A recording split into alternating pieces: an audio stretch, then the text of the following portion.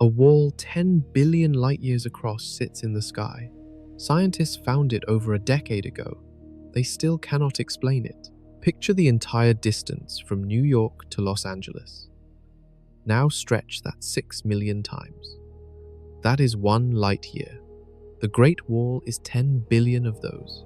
We will travel through the cosmic web, meet the biggest explosions since the Big Bang, and land at the one object that breaks our best model of the universe. If you enjoy the journey, like and subscribe. Prepare yourself. We begin. Science has rules. One of them seemed unbreakable. Every structure in the universe, no matter how massive, has a size limit. That is what our best models say. Galaxies, galaxy clusters, even chains of galaxy clusters stretching hundreds of millions of light years. Across all of them were supposed to stay below a certain ceiling. Scientists called it the homogeneity scale. Think of it like a noise ordinance for the cosmos. Zoom out far enough and everything is supposed to quiet down. Smooth, even, the same in every direction. That ceiling sat at roughly 1.2 billion light years. Anything larger should not exist because the physics of the universe, the way matter was spread by the Big Bang, the way gravity works over time, the way space itself expands, said that structures beyond that size would fall apart before they ever formed. This was not a guess. Scientists built it into the bedrock of cosmology. It had a proper name, the cosmological principle. The idea is simple. Zoom out far enough, and the universe looks the same everywhere. No clumps, no special walls, no enormous filaments of galaxy after galaxy stretching billions of light years in one direction. For decades, every structure astronomers found stayed inside the limit. The rule held. Then things started getting uncomfortable. One by one, structures began appearing that pushed against the ceiling. A wall of galaxies here, a chain of bright cosmic beacons there. Scientists debated. Some said the data was noisy. Some said the statistical methods were flawed. Some said to wait and gather more. The limit kept getting tested, but nobody was ready for what came next. In late 2013, a team using a completely unexpected tool found something that did not just push against the ceiling, it shattered it. A structure so enormous that even stating its size feels like a mistake. A superstructure 10 billion light years across, nearly 10 times wider than the largest thing anyone had confirmed before. 10 billion light years. To picture that, think about light itself. Light is the fastest thing in the universe. In 1 second, it crosses almost 186,000 miles. From Earth to the Moon in just over a second. Across the entire United States in a small fraction of a blink. But a light year is how far light travels in a full year. 365 days of non-stop travel at that speed. Now multiply that distance by 10 billion. This structure, if it is real, stretches across roughly 1/10 of the entire observable universe. Everything we can possibly see, in any direction, at any depth, and this one thing takes up 1/10 of all of it.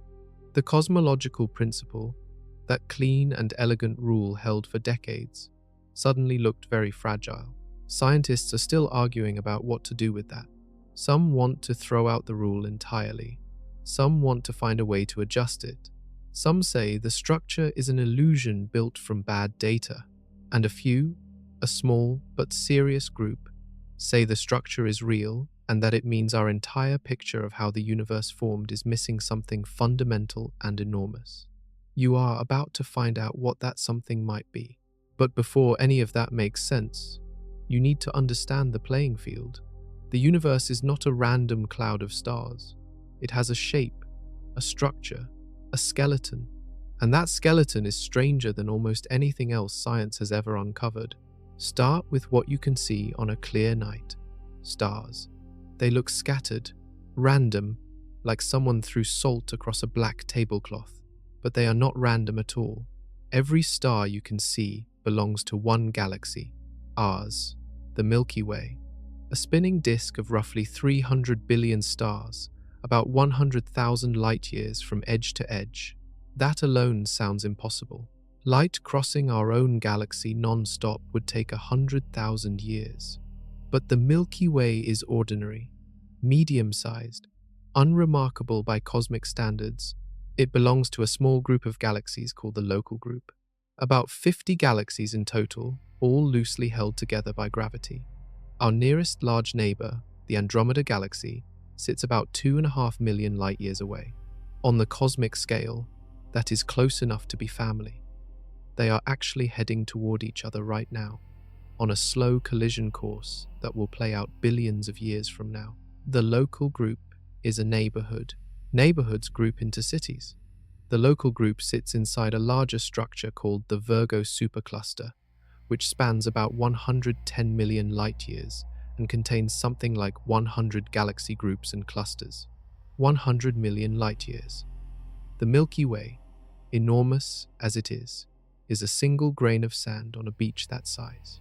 But here is where the map gets strange. In 2014, scientists remapped everything and found that the Virgo supercluster is actually a small tendril on the edge of something much bigger. They called it Laniakea, which means immeasurable heaven in Hawaiian. Laniakea stretches 500 million light-years across and contains the mass of 100 million billion suns. It is shaped like a river system, with streams of galaxies flowing toward one dense central point called the Great Attractor. The Great Attractor is pulling everything in our neighborhood toward it, including us, at about 1.5 million miles per hour. We cannot see it directly because the center of our own galaxy sits in the way. We know it is there only because of how everything around it moves. An invisible anchor, hauling an ocean of galaxies in one direction through space. That is already unsettling. But zoom out further. Laniakea is one supercluster among many. All of them connect. All of them form part of a web, a massive three-dimensional network of threads and walls and empty spaces that stretches across the entire observable universe. Scientists call it the cosmic web. Picture a spider web, but three-dimensional and billions of light-years across. The threads are rivers of galaxies pulled into long chains by gravity over billions of years. Where threads intersect, massive galaxy clusters pile up like dense knots. Between the threads, enormous empty regions called voids, some hundreds of millions of light-years wide, containing almost nothing. This is the large-scale structure of the universe, confirmed by decades of telescope surveys mapping hundreds of millions of galaxies across the observable universe. And it raises a question that has chased astronomers for years. If the universe has all this structure, threads and walls and clusters stretching out in every direction, how large can that structure get before the physics simply cannot hold it together anymore? You already know the number scientists thought was the limit. What comes next will make that number look small. Take everything from the last chapter and compress it into one image. The universe, at its largest scales, looks like a sponge, dense, tangled material forming walls and threads, with enormous hollow regions between them. The sponge stretches across the entire observable universe, in every direction, as far as any telescope can reach.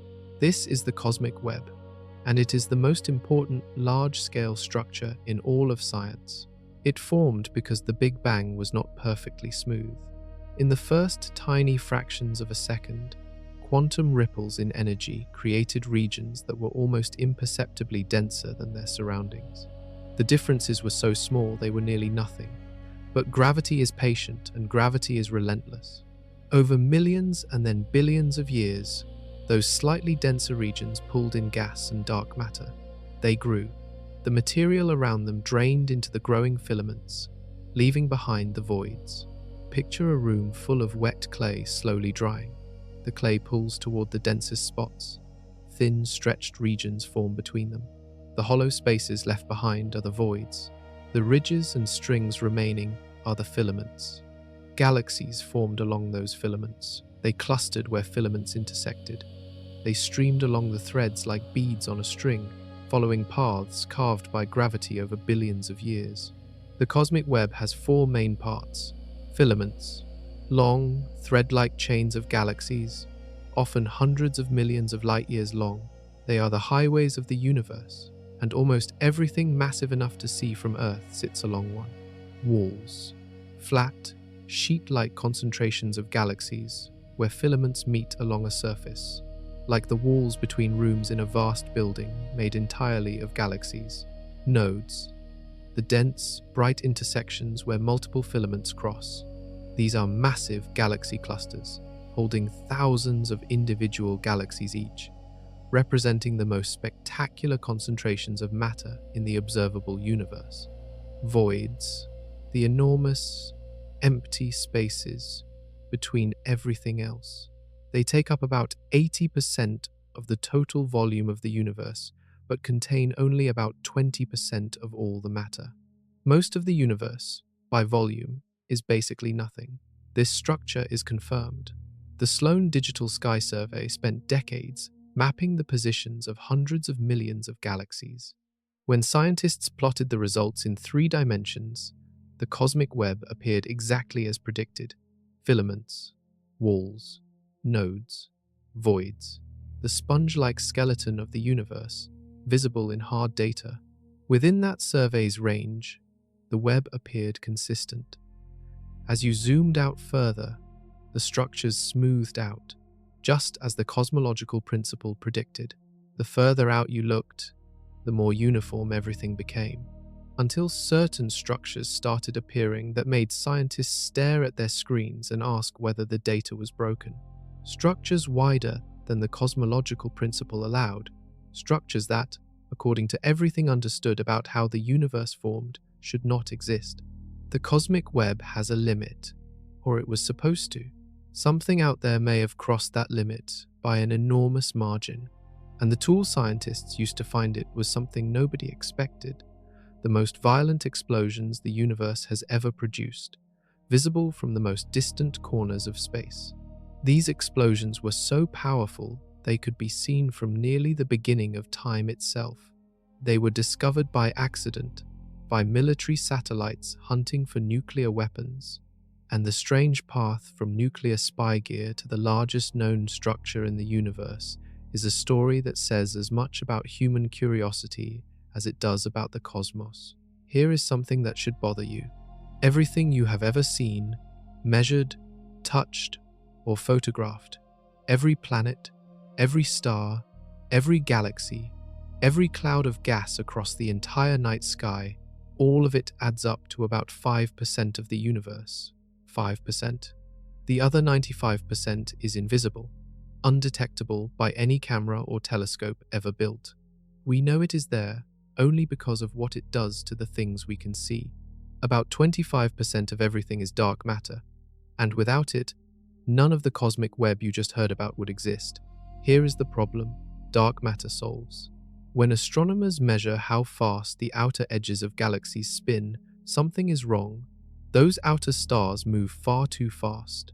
By normal gravitational rules, they should fly off into space. The galaxy should not hold together at all, but it does. Something invisible is providing extra gravity, holding everything in from the outside. That invisible something is dark matter. Dark matter does not emit light. It does not reflect light. It does not absorb light. It passes through ordinary matter, almost completely unaffected. Right now, enormous numbers of dark matter particles are flying through your body, through the Earth, through the Sun, without touching a single atom. We cannot see it. We cannot capture it. We detect it only through its gravitational pull on the things around it. But what dark matter does structurally is extraordinary. In the very early universe, hundreds of thousands of years after the Big Bang, ordinary matter was still a hot, tangled mess of particles bouncing off each other, too pressurized to collapse into anything meaningful. Dark matter, completely unaffected by that pressure, had already started clumping, quietly, invisibly.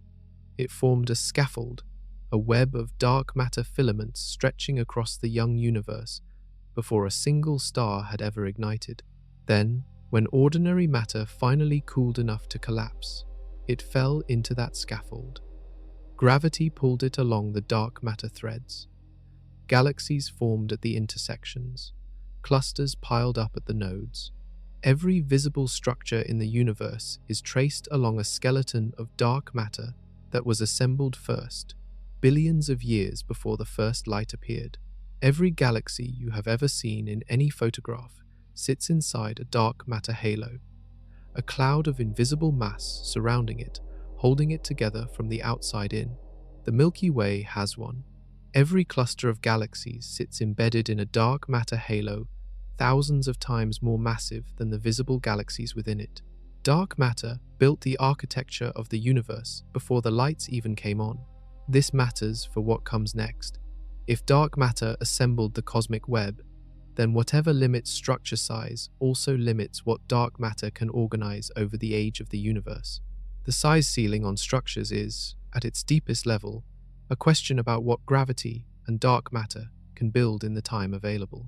And something out there appears to have exceeded that limit, something that may have required more time to form than the universe has actually been around.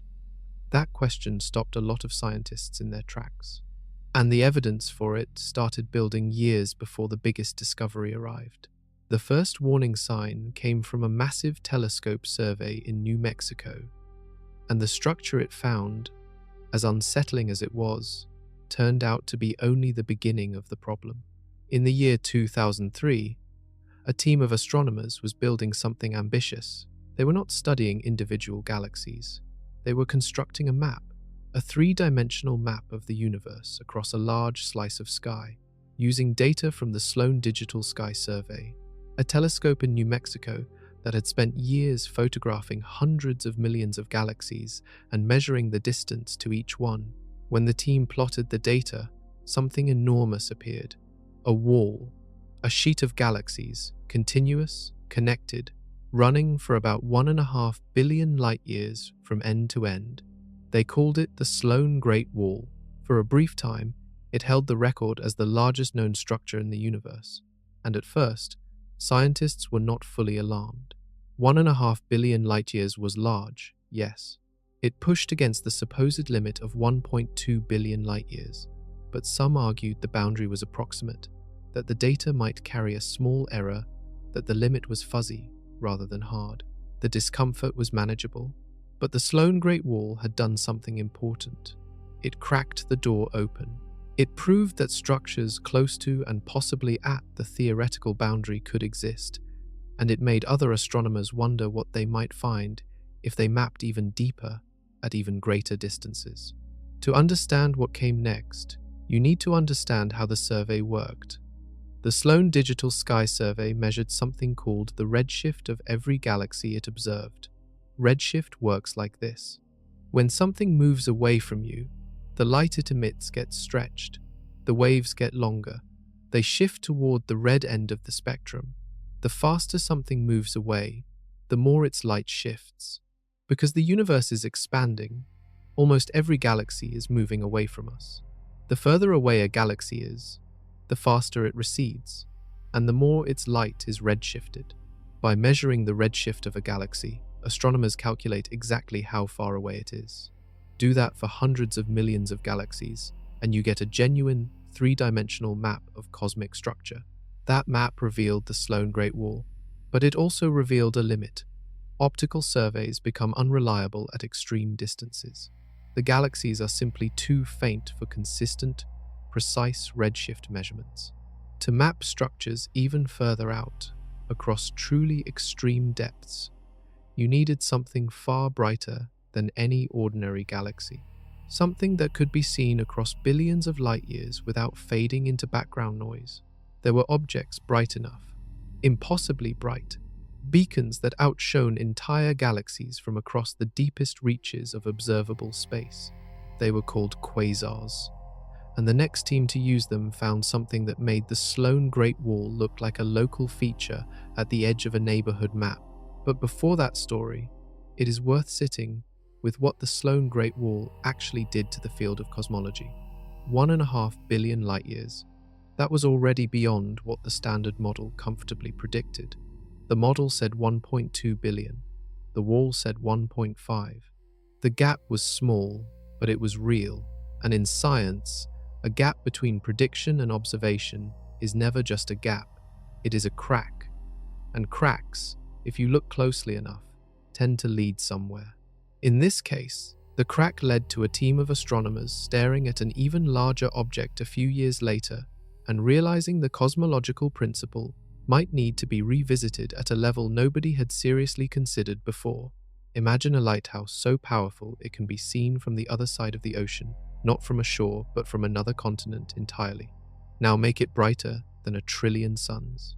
Make it shine across billions of light years, so far that by the time its light reaches us, the civilization that lit it no longer exists, and the galaxy around it has transformed beyond recognition. That is a quasar. Quasars are the brightest sustained objects in the known universe. A single quasar can outshine its entire host galaxy, a galaxy containing hundreds of billions of stars, by a factor of 1,000. Some pump out the energy of 1,000,000,000,000 suns, all from a region no bigger than our solar system. How? At the center of most large galaxies sits a supermassive black hole, not an ordinary black hole. These contain the mass of millions or even billions of suns compressed into a single point. When a supermassive black hole is actively pulling in surrounding gas, that gas does not fall in silently. It forms a swirling disk around the black hole, accelerating to a fraction of the speed of light, heating to millions of degrees, and radiating an enormous flood of energy across every wavelength of light. That blazing disk, combined with powerful jets of particles shooting from the black hole's poles at nearly the speed of light, is what we see as a quasar. Quasars were most common in the early universe, when young galaxies had more gas to feed their central black holes. As galaxies aged and gas supplies were consumed or pushed outward by the intense energy, the black holes quieted. Our own Milky Way has a supermassive black hole at its center, but it is nearly dormant today, sleeping compared to the blazing engines at the cores of ancient quasars. Because quasars are so bright, they are visible from distances that dwarf anything mapped using ordinary galaxies. The most distant quasars known are seen as they were when the universe was less than 1 billion years old. Their light has been traveling toward us for over 13 billion years. That extreme brightness makes quasars extraordinarily useful as cosmic landmarks. Map thousands of them across the sky, measure their redshifts to determine exact distances, and you get a three-dimensional map of cosmic structure at depths no galaxy survey can reach. Scientists do exactly this, and in early 2013, a team using a massive quasar catalog found a grouping so large that its lead researcher stood in front of colleagues and said, almost reluctantly, that it should not be possible. What they found was a cluster of 74 quasars arranged across 4 billion light-years, more than 3 times the size of the Sloan Great Wall, well beyond the supposed cosmological limit. The debate that followed was fierce. Some scientists said it was real. Some said it was a statistical pattern, like a face appearing in clouds, built from noise rather than matter. The argument was still running when, less than a year later, an entirely different team used a completely different kind of object to find something twice as large. That object was not a quasar. It was something far more violent, something that produced more energy in a few seconds than a star produces across billions of years. Something discovered by accident during the Cold War, by satellites built to spy on nuclear weapons tests. And it would turn out to be the best tool humanity ever developed for mapping the deepest structure of the universe. On January 11th, 2013, Roger Clowes and his colleagues at the University of Central Lancashire published a paper that made the astronomy world go quiet. They had found a group of 74 quasars, clustered together, arranged in a rough filamentary shape across an enormous stretch of space, spanning 4 billion light-years at its longest dimension. They called it the Huge Large Quasar Group. 4 billion light-years. To cross it at the speed of light would take 4 billion years. The Earth itself is only about 4.5 billion years old. Traveling from one end of this structure to the other at the fastest possible speed, you would spend nearly as long as our entire planet has existed. Close said openly that according to standard cosmological models, this structure should not exist. The theory set the maximum size for any real structure at about 1.2 billion light-years, the scale where the cosmological principle predicts matter evens out and stops forming coherent structures. The huge group was more than 3 times larger than that. Now, a key detail the full story requires. This structure has been disputed. Some cosmologists argue the 74 quasars are not truly physically connected, that they occupy the same general region without being a single gravitationally linked structure, the way a photograph of birds in the sky might look like a formation even when each bird is flying independently. The debate in the scientific community is real and ongoing, but even committed skeptics agreed on one thing: whether or not the huge group was a single connected superstructure. The clustering pattern it displayed demanded an explanation. Where do you find 74 quasars packed into one region of space spanning 4 billion light-years unless something organized them there? The answer has to involve large-scale structure, some enormous concentration of mass, some filament or wall of the cosmic web, creating the right conditions for quasars to exist in unusually high numbers across an unusually large region. Something massive occupied that space. The argument was about how massive and how unified it actually was. Scientists were still working through that argument in late 2013 when the next discovery arrived, less than a year after Klaus published his paper, from a different team, using a completely different method, measuring a completely different kind of object from completely different observations. And the new structure was twice as large. It was also far more puzzling. The huge quasar group at least mapped onto a region of space where matter and galaxies were known to concentrate. The new discovery came from a tool that nobody had specifically designed for mapping cosmic megastructures. It came from the most violent events in the known universe, explosions so powerful they can be seen from the beginning of time itself. And somehow, those explosions led a small team of astronomers to a wall in the sky 10 billion light-years wide. The irony of the discovery is real. The tool that cracked the cosmological principle open was not a new telescope. It was not a new survey of galaxies. It was a catalogue of stellar deaths, each one a black hole being born, each one firing a beam of energy across billions of light-years, each one inadvertently marking the location of an enormous unseen structure. The people who used those beacons to find the Great Wall were not looking for it. They were trying to understand something else entirely. And what they found instead changed everything they thought they knew about the scale of cosmic architecture. Somewhere in the universe, right now, a star is dying. It has been burning for millions of years, fusing hydrogen into helium, then helium into carbon, working its way up the chain of elements, using each new fuel as the previous one runs out, until it reaches iron. Iron will not fuse. No energy comes out. The core of the star, suddenly without the outward push of nuclear reactions to hold it up, collapses inward in less than a quarter of a second. What happens next is the most violent event the universe produces. The collapsing core bounces. The outer layers of the star crash inward at a fraction of the speed of light and slam into that bounced core, sending a shockwave exploding outward through the star. The outer layers erupt in a supernova, briefly outshining the entire galaxy surrounding them. But the core keeps collapsing. If it is massive enough, it forms a black hole, and that black hole, in the first seconds of its existence, does something extraordinary. It launches jets, 2 narrow beams of particles, accelerated to nearly the speed of light, shoot out from the poles of the newborn black hole in opposite directions, punching through the dying star. Those jets collide with surrounding gas and emit gamma rays, the most energetic form of light that exists, more powerful than visible light by a factor of millions.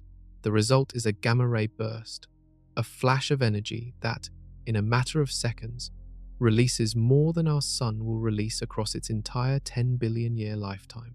In those few seconds, A single explosion outshines entire galaxies. The energy output is almost impossible to frame in any meaningful human comparison. From across billions of light years, these bursts appear in detectors as sudden bright flashes, lasting anywhere from less than a second to several minutes. Then they fade. What remains is a dimmer afterglow across multiple wavelengths of light, slowly dimming over hours or days or sometimes months. The critical fact is how far these bursts can be detected. Because gamma-ray bursts are so intensely bright, they are visible from almost anywhere in the observable universe. Scientists have detected them from distances exceeding 13 billion light-years, seen as they were when the universe was less than 1 billion years old. Nothing else is simultaneously this bright and this precisely locatable at those distances. That extreme reach makes gamma-ray bursts the deepest structural probes available. They are like signal flares from the most distant corners of the universe, each one telling scientists exactly where it came from and exactly how far away it sits. Map enough of them across the sky, measure their distances, and you can trace the shape of the universe at depths no other tool can reach. That extraordinary property is precisely why a team of scientists used them to build a map of deep cosmic structure. And that map showed something that should have been impossible by every rule scientists had built. But none of this would have happened if a fleet of military satellites had not caught something strange in 1967, something that had nothing to do with the Soviet Union, something that made no sense at all by the physics of nuclear weapons.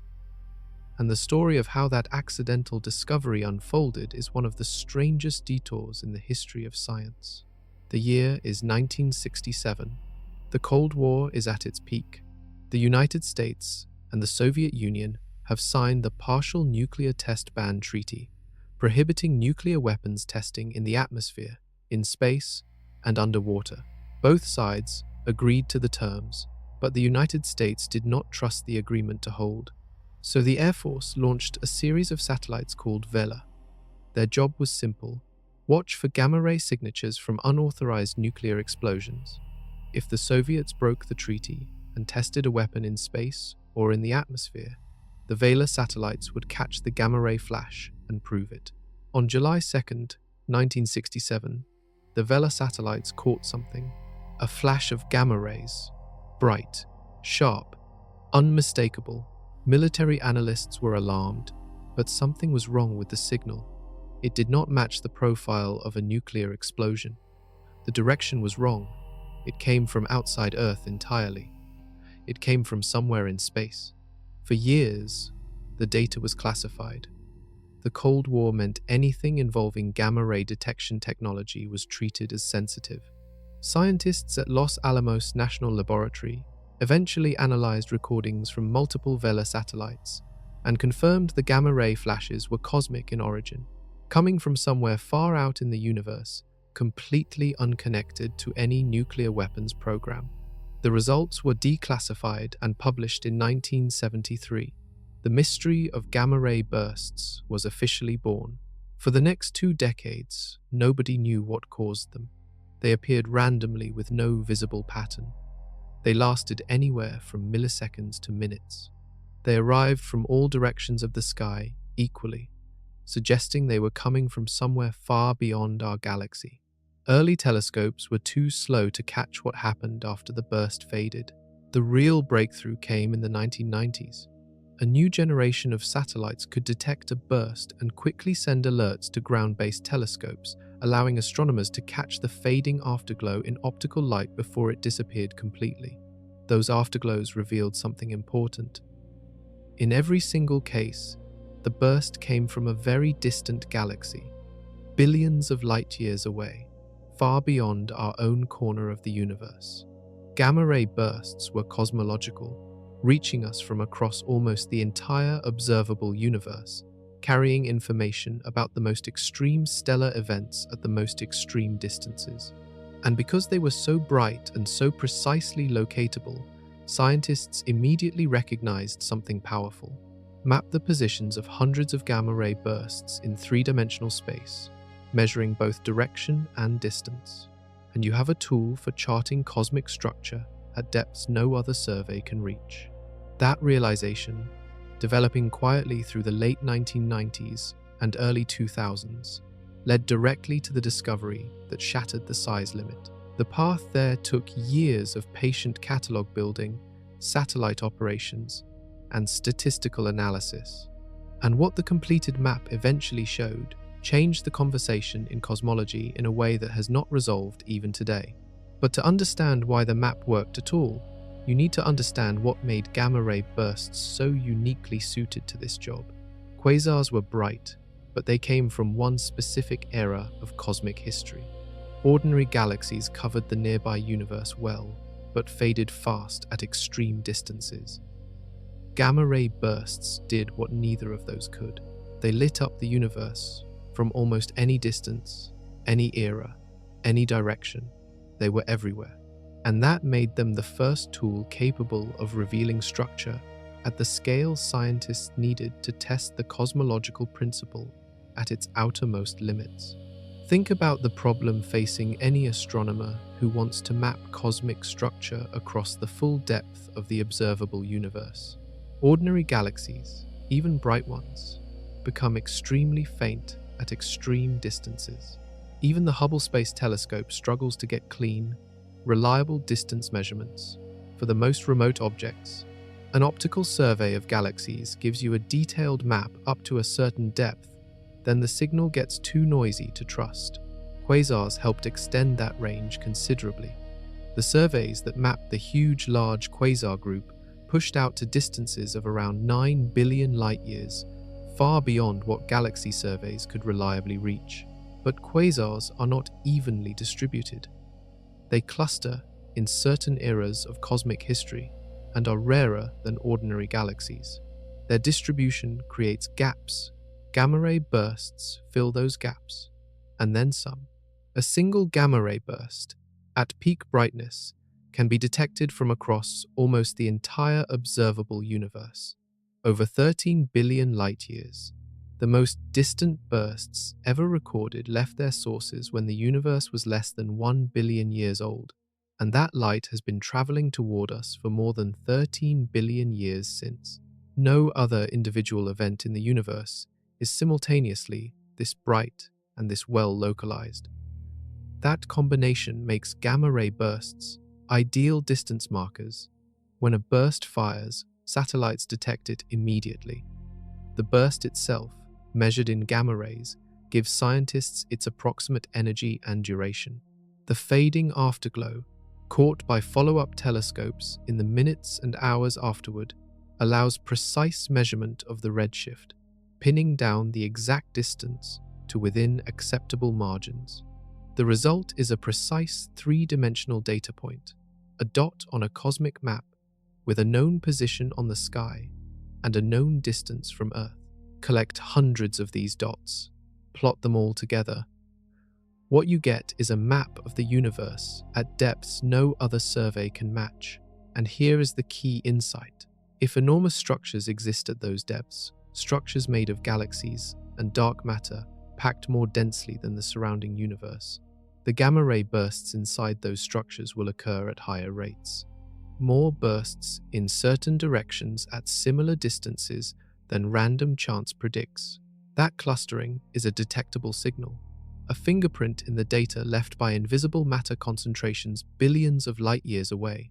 When a team began analyzing the full catalogue of gamma-ray bursts detected by NASA's SWIFT satellite, they found exactly that signal in a region of sky toward the constellations Hercules and Corona Borealis. Far more bursts than chance predicted, concentrated in one patch of sky at one range of distances. Something massive sat in that direction, something enormous enough to push up the rate of star formation and stellar death across an almost unimaginable stretch of space. Calculating the size of that something required the team to run their numbers more than once, and when the result came back, they sat with it a while before they were ready to publish. The number that came back was 10 billion light-years, more than 8 times the theoretical maximum size allowed by the cosmological principle, a number so large that the team checked the math, rechecked it, and then wrote a careful paper that was very deliberate about what it claimed and what it did not. They were not claiming they had overturned cosmology. They were claiming something stranger and more specific, that the distribution of gamma-ray bursts pointed to a region of the universe that demanded an explanation, and that the simplest explanation was a structure of unprecedented size, sitting right in the middle of it. The team was led by István Horváth, a Hungarian astronomer, working alongside John Hackula from the University of Alabama in Huntsville and Zsolt Bágoli from Eötvös Loránd University in Budapest. They were not on a mission to find the largest structure in the universe. They were doing something more methodical, analyzing the statistical distribution of gamma-ray bursts in the SWIFT satellite catalog to test whether the bursts showed any clustering that could be linked to large-scale cosmic structure. The SWIFT gamma-ray burst mission, launched by NASA in 2004, was designed to detect bursts, determine their positions rapidly, and log the locations and distances of hundreds of bursts per year. By 2013, the catalog was large enough to support serious statistical investigation. Horváth and his team applied a technique that asked a focused question. For each burst in the catalog, are nearby bursts at similar distances, clustering more tightly than random chance would predict? They ran the analysis across the entire sky, dividing it into sections and checking each patch. Then they hit a region in the direction of the constellations Hercules and Corona Borealis. The excess was impossible to dismiss. Far more bursts than chance predicted, concentrated in that patch of sky, all at a similar distance corresponding to about 7 to 10 billion light-years from Earth. The statistical significance was high enough that calling it noise would require extraordinary justification. Something was there, something spanning an enormous distance along the line of sight and an enormous width across the sky. They measured it as carefully as the data allowed. The result was a structure roughly 10 billion light-years in its longest dimension. Estimates put the width at around 7 billion light-years and the thickness at nearly 1 billion light-years. Compare that to everything found before. The Sloan Great Wall, 1.5 billion light-years. The huge large quasar group, 4 billion. This structure, 10 billion. More than twice the size of anything ever identified, and more than 8 times the supposed theoretical limit. To cross this structure lined up in Milky Way-sized segments, you would need to repeat the Milky Way's full diameter roughly 94,000 times. That is 94,000 galaxies, each with hundreds of billions of stars, placed end to end just to make the trip from one side to the other. The team published their findings in November 2013. The astronomical community took immediate notice. Some were genuinely excited, some were deeply skeptical. A few were unsettled at a deeper level, because if the structure was real and coherent, it challenged every accepted model of how the universe formed. The debate that followed has never fully stopped. And before we get into the science of that debate, there is one detail about this discovery that almost nobody mentions when they tell the story. The name, because the name did not come from the scientists who found it. It did not come from a journal editor or a committee or a telescope program. It came from someone with no institutional affiliation, no published papers, no advanced degree in astrophysics. Someone who simply heard about the discovery online, decided the placeholder description was inadequate, and offered something better. That someone was a teenager, and the name that teenager suggested became the internationally recognized name for the largest known structure in the observable universe, used by scientists, taught in universities, and printed in academic papers around the world. The structure needed a name. Scientists typically label discoveries with catalog designations, cold, technical strings of letters and numbers that tell other researchers what kind of object it is and roughly where it sits in the sky. Practical, precise, completely forgettable to anyone outside the field.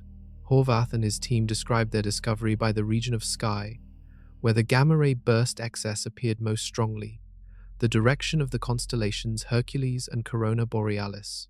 Hercules, the ancient hero. Corona Borealis, the northern crown. both named by Greek and Roman astronomers thousands of years before anyone imagined that something 10 billion light-years across might be sitting out in that general direction. In the weeks after the paper was published, discussions spread online. The structure was generating real public interest. People were following the conversation in science forums, comment sections, and social media threads, trying to wrap their minds around the discovery. A Filipino teenager named Jondrick Valdez, who described himself as someone who aspired to become an astronomer, was following closely. He saw the clumsy placeholder description everyone was using and decided something more memorable was needed. He suggested combining the two constellation names directly, the Hercules Corona Borealis Great Wall. The suggestion spread. Astronomers picked it up. Science journalists ran with it. The name stuck. This is confirmed. Jondrick Valdez is genuinely credited with naming what is currently the largest known structure in the observable universe. A teenager in the Philippines, following science news online, gave a 10 billion light-year superstructure the name by which it is now known internationally. The name carries a small technical inaccuracy worth noting. The structure, based on how the gamma-ray burst data spreads across the sky, does not stay neatly inside just the Hercules and Corona Borealis regions. It extends through adjacent parts of the sky, covering a stretch from the constellation Boötes toward Gemini. The two constellations in the name mark where the signal was first concentrated, not the full boundaries of what scientists found. But the name carries something that resists easy dismissal. Hercules and Corona Borealis were named by ancient people looking up with naked eyes, drawing imaginary lines between stars, turning the sky into stories. Hercules, the hero who performed impossible tasks. Corona Borealis, the crown given to a princess as a wedding gift. Those same patches of sky now point toward the most extreme object science has ever found, the largest structure in the observable universe, sitting in a direction that ancient civilizations marked with stories of strength and royalty. They had no idea what was actually out there. Nobody did, until a small team of scientists and a curious teenager happened to connect the right dots at exactly the right time. Once the name was settled, the harder question could begin: whether this thing was real, and if real, what it meant. Because a name is just a label. It does not confirm existence. It does not resolve a statistical debate. It does not answer whether the pattern in the gamma-ray burst data reflects genuine physical structure or an artifact of limited data and flawed methods. What the scientific community needed was not a better name. It needed better data, more bursts, more precise redshift measurements, more sophisticated statistical tests, and eventually a new generation of satellites that could map the gamma-ray burst sky with far greater precision than Swift could manage. The arguments about whether the Great Wall exists are technical, detailed, and genuinely unresolved.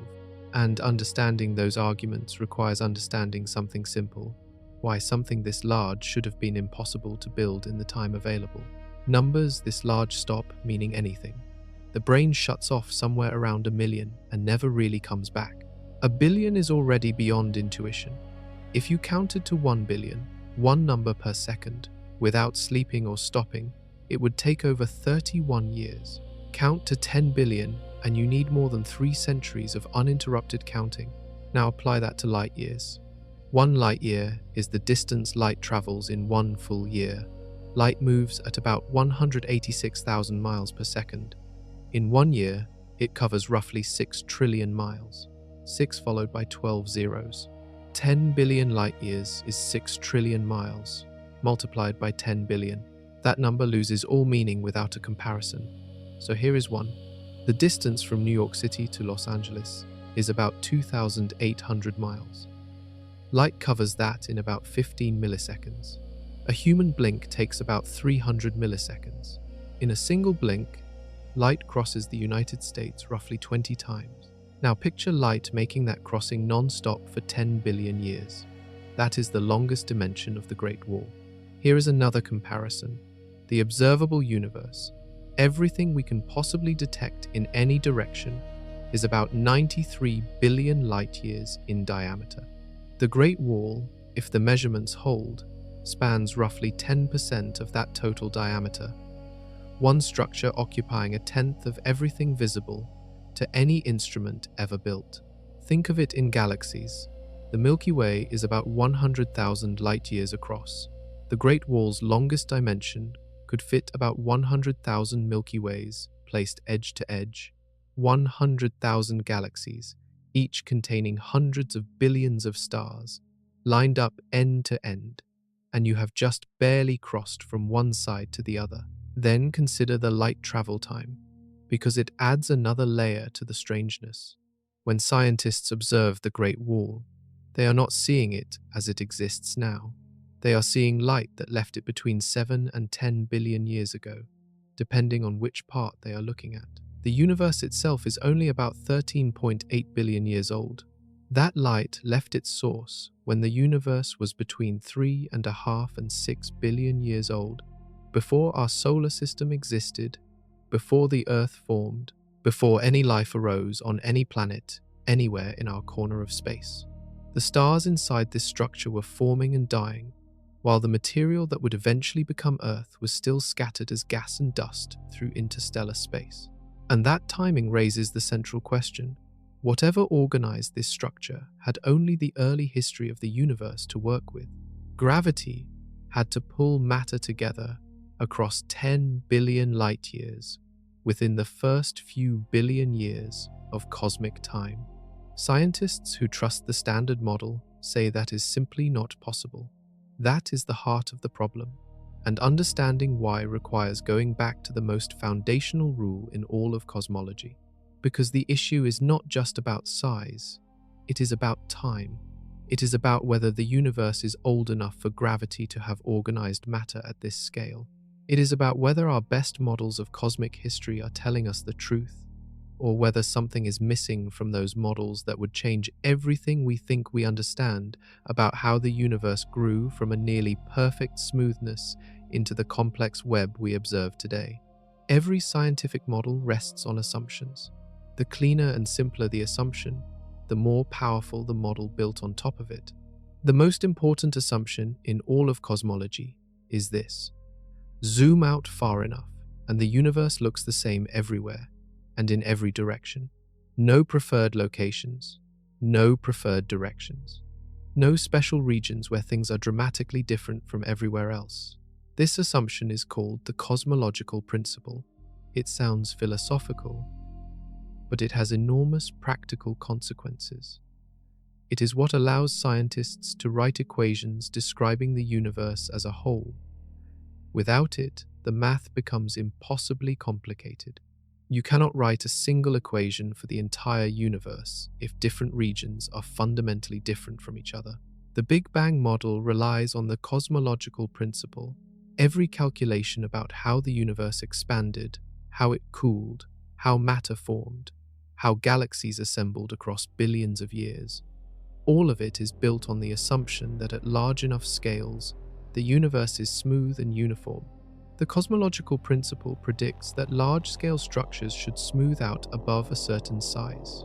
That size, based on calculations of how fast gravity can organize matter over the age of the universe, while expansion pushes everything apart, sits at roughly 1.2 billion light-years.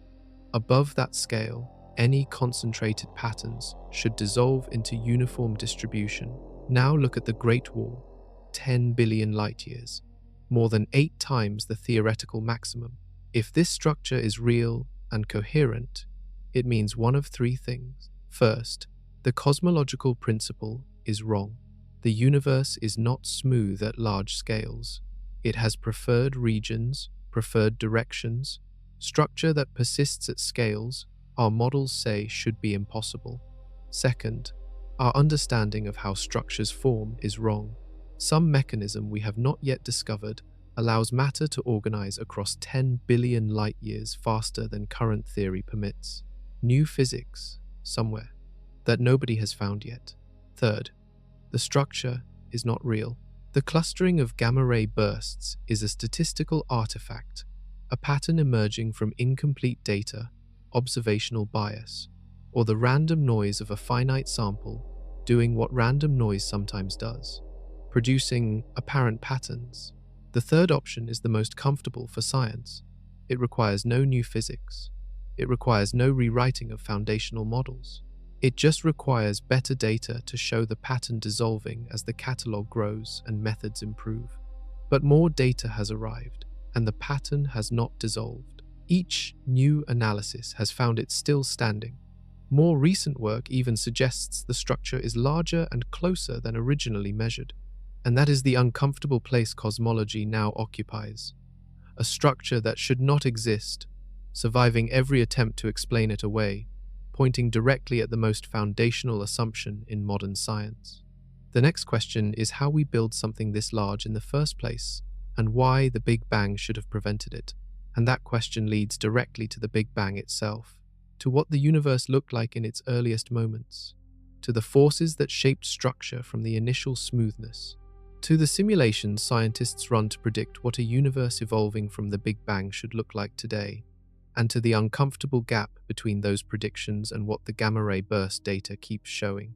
The gap is not subtle, it is not within the margin of error, and the scientists who built those simulations are the first to say that the Great Wall, if real, requires an explanation that no current model provides. 13.8 billion years ago, everything in the observable universe was compressed into a region smaller than an atom. Then it expanded, unimaginably fast. In the first tiny fractions of a second, the universe expanded from that near-infinite compression to something roughly the size of a grapefruit. Then it kept going, cooling, spreading out, and evolving into the vast space we inhabit today. This is the Big Bang. Despite its name, it was not an explosion into empty space. Space itself expanded. It stretched. Everything was carried along with it, like raisins in a rising loaf of bread, moving apart because the bread is growing, not because the raisins are jumping. The early universe was almost perfectly smooth. Every direction looked nearly identical, but almost is everything here. Tiny quantum ripples, stretched to cosmic size by the rapid expansion, created regions that were very slightly denser than average. Over hundreds of millions of years, gravity worked on those density differences. Denser regions pulled matter in. Slightly emptier regions lost matter to their denser neighbors. Filaments formed, voids grew. The cosmic web slowly assembled itself, thread by thread. But there is a speed limit on this process. Gravity cannot pull things together faster than the expansion of the universe spreads them apart. Those two forces have been fighting each other for 13.8 billion years. Gravity builds, expansion tears apart. The structures we see today are what survived that ongoing tug-of-war. Computer simulations of structure formation start with the physical conditions of the early universe and model how gravity, dark matter, and dark energy interact across billions of years. Those simulations produce a cosmic web that closely matches what astronomers observe. Filaments of roughly the right scale, voids of roughly the right size, galaxy clusters of roughly the right mass. But those same simulations set a clear ceiling on structure size. The largest connected structures produced by a simulated universe built with the correct physical laws top out at around 1 to 2 billion light years. That is where the combination of expansion and limited formation time stops producing coherent structure and starts producing smooth, uniform distribution. The Great Wall sits well outside anything those simulations produce. Scientists who defend the standard model point directly at this. If the simulation is accurate and the Great Wall is a genuine, coherent physical structure, something in the physics is missing. Some force or early condition not captured in the current model would have had to exist for structure to organize at this scale. The defenders of the Great Wall point right back. The simulations are only as good as the physics put into them. Dark energy is still poorly understood. The earliest moments of the universe are still debated. A model built on incomplete inputs can produce incorrect limits. The argument remains open, and the evidence keeps accumulating on both sides. What makes the situation particularly strange is that neither camp can deliver a decisive verdict with the data currently available. The Great Wall was identified through statistical clustering of gamma-ray bursts, and statistical methods have known limitations. A larger catalogue of bursts, with better measured distances, would sharpen the picture dramatically. A dedicated satellite mission, designed specifically to test this region of the sky, could settle the debate within a decade. That satellite has been proposed. Scientists have named it, designed its instruments, and submitted proposals to space agencies. Whether it gets built depends on funding decisions made by governments that may not fully grasp what is at stake for our understanding of the universe.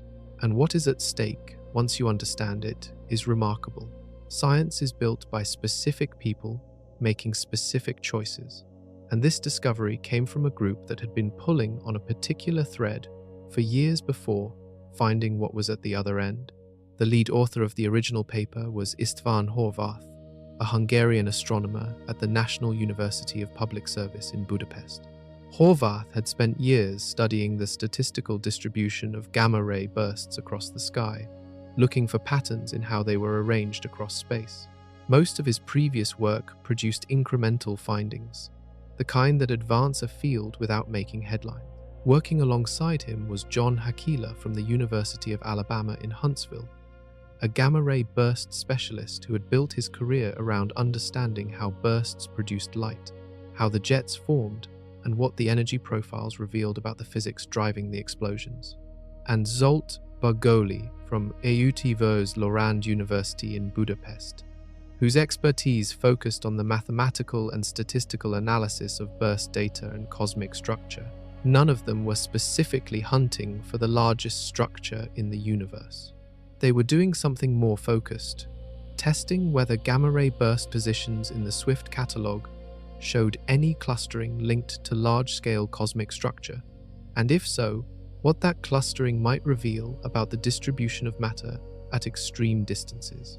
The Swift gamma-ray burst mission, launched by NASA in 2004, was designed to detect bursts, determine their positions rapidly, and pivot its onboard optical and ultraviolet telescopes to catch afterglows within seconds of detection. By 2013, Swift had accumulated hundreds of bursts with measured redshifts, enough to support serious statistical investigation. Horváth and his team applied nearest neighbor analysis to the catalog, asking whether bursts at similar distances clustered tighter in certain parts of the sky than random chance would predict. They divided the sky into sections. They ran the math. They found the Hercules Corona Borealis region dramatically failing the test for uniform distribution.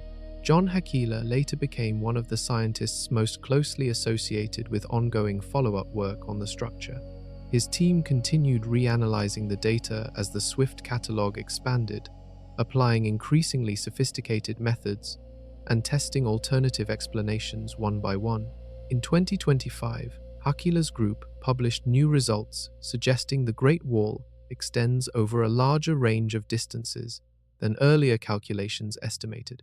Parts of it appeared closer to Earth than previously identified. The structure might span not 10 billion, but closer to 15 billion light-years at its widest extent, 50% larger than the original estimate. Scientists continued debating whether that extended signal is real, or whether parts of it blur into background noise as the statistical margins grow.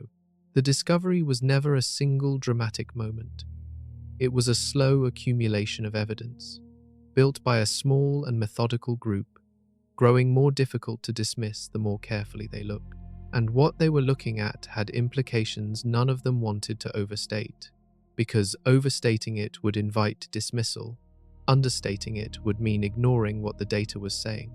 If the structure was real, something fundamental about our model of the universe needed revision, and the way that revision would work, what it would have to change, and what it would have to keep, is something scientists are still working through carefully. Because tearing apart a model that has made accurate predictions for decades is not something you do lightly. You do it only when the evidence refuses to go away. And the evidence here keeps refusing. Here is a puzzle. How do you see something that no photograph can capture? The Hercules Corona Borealis Great Wall is not visible in any image. No telescope has taken a picture of it. You cannot point a camera at that patch of sky and see it outlined against the darkness. Even the most powerful instruments ever built, looking in visible light or infrared or ultraviolet, would show nothing in that region that directly reveals the structure. The galaxies composing the Great Wall are between 7 and 10 billion light-years from Earth. At those distances, individual galaxies are extremely faint. There are millions of faint galaxies in any deep telescope image, and sorting the ones inside the Great Wall from the ones in front of it or behind it requires more than a photograph alone. So scientists do not photograph it, they count. The method works like this. Take the full catalogue of gamma-ray bursts with measured redshifts. The redshift tells you the distance. Divide the catalogue into distance slices, narrow ranges corresponding to thin shells around Earth at increasing depths. For each shell, ask a single question. Are the bursts in this shell spread evenly across the sky, or are some parts of the sky getting more bursts than others? Random chance and a smooth universe predict roughly even distribution. If matter is spread uniformly at large scales, as the cosmological principle requires, bursts in any distance, shells should be scattered without strong preferences in any one direction. But in the shell corresponding to the Great Wall's distance, the sky is lopsided. The region toward Hercules and Corona Borealis shows far more bursts than the rest of the sky at that same distance. The excess is large enough that the statistical probability of it arising from pure chance is very small. Think of it like a school parking lot. Imagine 500 cars arriving and parking randomly across the whole lot. They spread out. No part of the lot fills up dramatically more than any other. Now imagine 300 of those cars packed into one corner, while the rest of the lot sits mostly empty. Something directed them there. You would not chalk it up to chance. That is what the gamma-ray burst distribution looks like in this region of sky. Too many bursts, too tightly grouped in both direction and distance for random scattering to explain. This is not a photograph. It is a statistical fingerprint, a pattern in the data that scientists interpret as a real physical concentration of matter at those distances, concentrated enough to push the rate of star formation, and therefore the rate of stellar death and gamma-ray burst production, significantly above the surrounding universe. The interpretation depends on one underlying assumption, that gamma-ray bursts are more common where matter is denser, because denser regions produce more massive stars, and massive stars produce gamma-ray bursts when they die. That assumption is well supported by multiple lines of evidence, but it is still an assumption, and that assumption is precisely where the skeptics drive in hardest. What they found when they began carefully picking apart the statistical method would force even the strongest believers in the Great Wall to take a hard, uncomfortable look at everything they thought they had confirmed, and their challenge did not destroy the discovery. It made it more interesting, more contested, and ultimately more important than it was before. Every discovery in science faces a challenge. Someone has to try to take it apart. In the case of the Hercules Corona Borealis Great Wall, the challenge came from multiple directions, and the most serious objection was not about the raw data itself. It was about the method used to interpret that data. The statistical technique that revealed the Great Wall works by identifying regions of the sky where gamma-ray bursts cluster more tightly than random chance would predict. The team applied this method to the Swift satellite catalogue and found a massive excess of bursts in one patch of sky at one range of distances. The statistical significance was high enough that the team considered it worth publishing.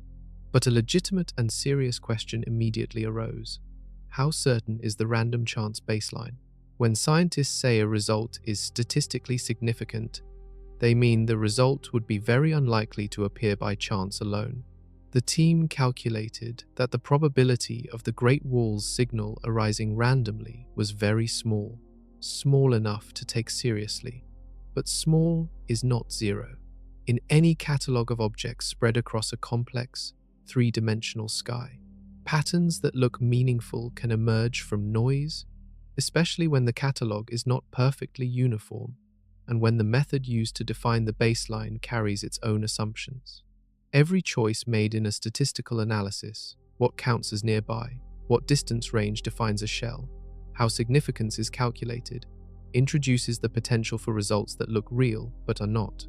A paper published in 2020 Inches, Monthly Notices of the Royal Astronomical Society, made exactly this argument. The author analyzed the gamma-ray burst distribution using different statistical tests and concluded that the perceived irregularities could be explained by statistical error rather than a real physical structure. The signal, this analysis argued, was not robust enough to confirm anything at the scale being claimed. This challenge matters for a specific reason tied to the data itself. Gamma-ray bursts are not evenly distributed across time. They were more common in the early universe, when more massive stars were forming and dying at higher rates. This means the Swift catalogue is not a perfectly uniform sample of the universe. Certain distances and certain eras of cosmic history are more heavily represented than others. If those sampling biases are not carefully handled in the statistical analysis, they can create the appearance of clustering where none actually exists. The defenders of the Great Wall have addressed these objections in multiple follow-up papers. They argue their methods account for known sampling biases. The signal persists across different versions of the analysis, and the most recent data only strengthens rather than weakens the case. As of 2025, the team led by John Hakila found the signal holding across updated analyses. Parts of the structure appear closer to Earth than originally identified. The structure may span up to 15 billion light-years, 50% wider than the original estimate. Both sides have produced peer-reviewed work. The signal is real enough that serious scientists keep studying it. The doubts are real enough that serious scientists have not declared the case closed. What everyone agrees on is this: if the Great Wall is real, it is the most extreme challenge to standard cosmology ever identified. And if it is not real, the story of how such a compelling signal survived more than a decade of scrutiny is itself a result that demands explanation and will reshape how scientists approach statistical analysis of the deep universe. Either path forward leads somewhere important. In April 2025, John Hakala and his collaborators published something that made the Great Wall harder to dismiss and simultaneously harder to explain. The structure was larger than originally measured.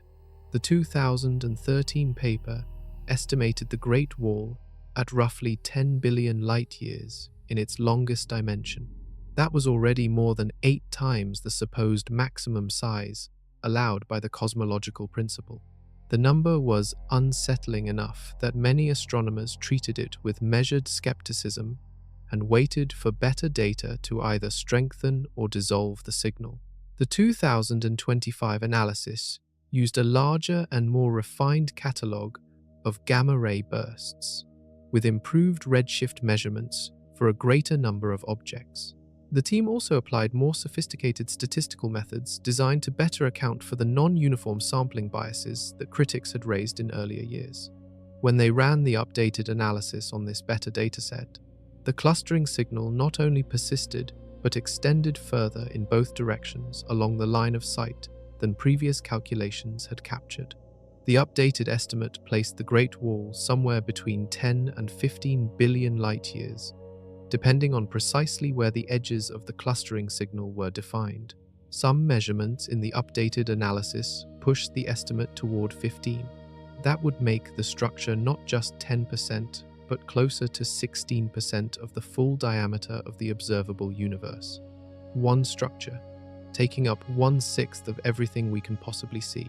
That number is staggering, but the more surprising result was not the revised size. It was the revised location. Previous work had placed the nearest edge of the Great Wall at a certain distance from Earth. The new analysis found that parts of the clustering signal appear at distances closer to us than earlier models had assigned to this structure. Some of the gamma-ray burst excess, showing up in the data, corresponds to a range of distances that previous analyses had not recognized as part of the Great Wall at all. Hakeela described this as the more important finding. The far boundary of the Great Wall is difficult to pin down precisely because the signal fades gradually rather than ending sharply, making the outer edge ambiguous. But the near boundary, where the burst excess first appears with statistical force, is more robust. Finding that near boundary closer to Earth than expected means the structure is not just wider, it is more present in our cosmic neighborhood than anyone had calculated. What does this mean for the cosmological principle? The principle already struggled to accommodate a 10 billion light-year structure. A 15 billion light-year one does not change the fundamental nature of the problem. It deepens it. The required formation time grows. The required departure from early universe smoothness grows. The gap between what the standard model predicts and what the data keeps producing grows wider with every updated analysis. Here is the simplest way to frame what the 2025 result implies. The original 2013 discovery was already a serious problem for standard cosmology. A structure 8 times the theoretical maximum size is not something you can explain away with small adjustments to the model. The 2025 result says that structure is 50% larger than the problem anyone was already struggling to solve. If the cosmological principle is correct, the Great Wall should not be 10 billion light-years. It should not be 15 billion either. The updated finding does not just move the goalpost. It confirms that something genuinely strange is either sitting in that region of the sky or producing a signal in the data that our best statistical methods cannot yet distinguish from the real thing. Either discovery is important, and scientists know it.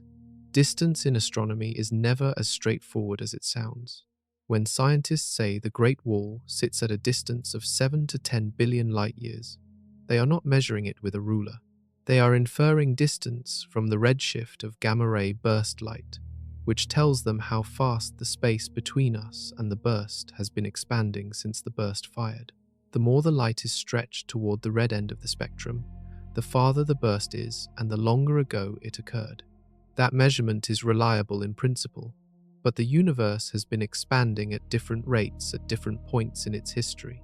Converting a redshift measurement into an actual physical distance requires a model of how that expansion history played out. Different cosmological models, with different assumptions about the strength of dark energy and how it has changed over time, produce slightly different distance estimates for the same redshift value.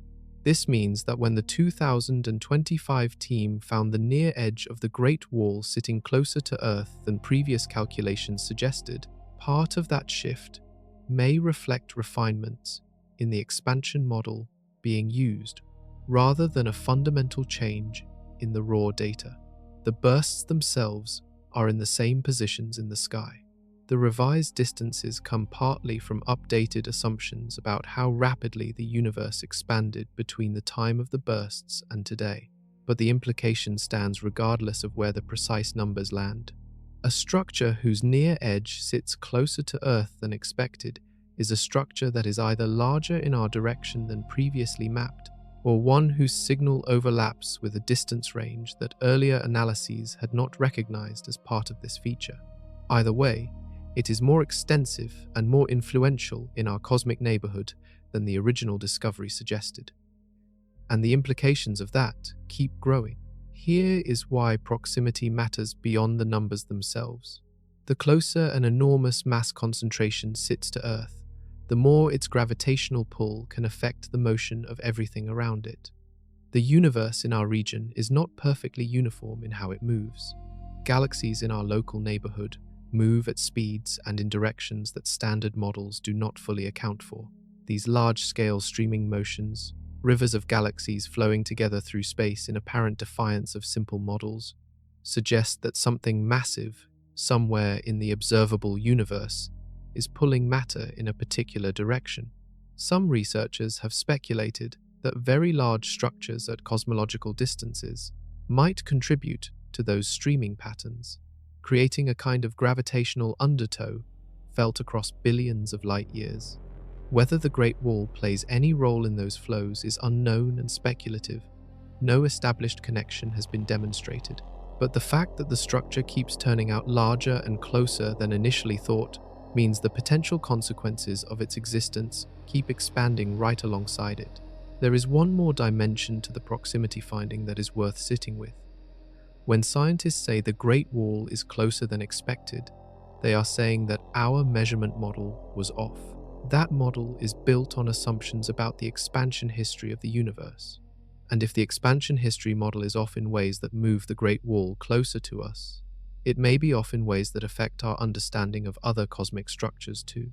A wrong distance scale is not just a problem for one structure, it is a problem for the entire map. Every measurement that relies on the same expansion model would need to be re-examined. The Great Wall question is not isolated. It connects to almost every major open question in modern observational cosmology through the single thread of how accurately we can measure cosmic distances. The Great Wall was not the only discovery pushing against the cosmological principle, and the second discovery came from a completely different direction, found by a different team using a different method in a different part of the sky. In June 2021, a doctoral researcher named Alexia Lopez presented a new finding to the American Astronomical Society. She had identified a crescent-shaped arrangement of galaxies spanning 3.3 billion light-years, sitting about 9 billion light-years from Earth in the constellation Boötes. She called it the Giant Arc, 3.3 billion light-years. That is more than twice the size of the Sloan Great Wall, the structure that first made scientists nervous in 2003.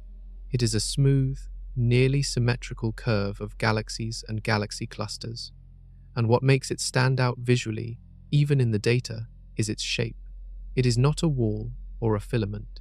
It is a curve, an arc, a sweeping crescent stretching across the sky wide enough that, viewed from Earth, it would span the width of 20 full moons placed side by side. The Giant Arc was discovered not through gamma-ray burst clustering, but through a completely different method, measuring the way quasar light is absorbed by intergalactic gas clouds at various distances.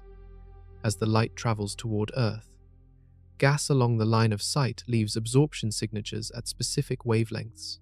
Map those signatures for many quasars, and you can trace where the gas concentrations and the galaxies associated with them sit in three-dimensional space. When Lopez and her colleagues plotted those absorption signals across a large region of the sky, the arc appeared unexpected, symmetric, far larger than anything that region of the sky was supposed to contain. The Giant Arc covers roughly 1/15 of the full diameter of the observable universe. Like the Great Wall, its size exceeds what the cosmological principle comfortably allows. And like the Great Wall, it has been met with both excitement and skepticism. Some scientists argue it is a genuine physical feature. Others argue the method for finding it can produce false positives at large scales. One explanation under investigation is that the arc represents a section of a far larger ring, possibly formed by a pressure wave rippling through the matter of the early universe. These waves, called baryon acoustic oscillations, are a known phenomenon. They were set in motion during the Big Bang and left ring-like imprints in the distribution of galaxies across the sky at predictable scales. Whether the Giant Arc fits cleanly into that framework or represents something genuinely outside current models is still being examined by multiple teams. What both the Giant Arc and the Great Wall confirm together is that the accumulation of anomalously large structures is no longer a coincidence. Two separate structures, found by two separate teams, using two separate methods in two separate parts of the sky, both exceeding the theoretical maximum size allowed by the cosmological principle, both found in the span of less than a decade, both still unresolved. The exceptions are no longer isolated, they form a pattern, and a pattern of exceptions is not an exception anymore. It is a signal. The signal is telling us something. Scientists disagree about what. Some argue that better data will dissolve both structures and restore the cosmological principle to good health. Others argue that the accumulation of oversized structures at large scales is exactly what you would expect if our model of the universe is missing something important, something that operates at scales so large that only the most extreme surveys have started to notice it.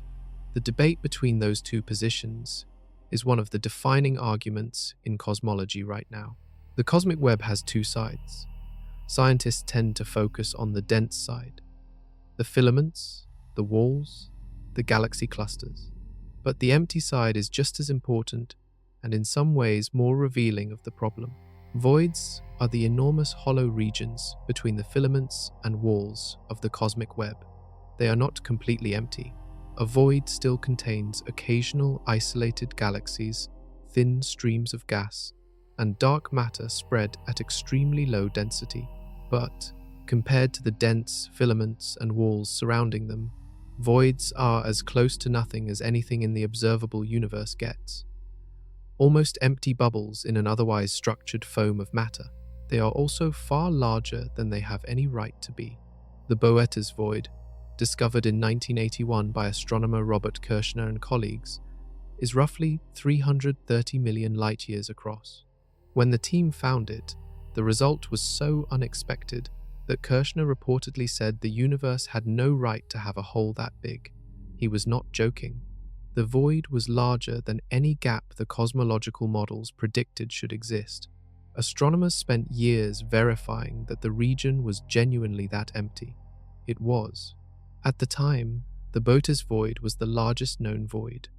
In the decades since, surveys have mapped voids that make it look local. Here is what voids reveal about the cosmological principle, independent of anything the Great Wall shows.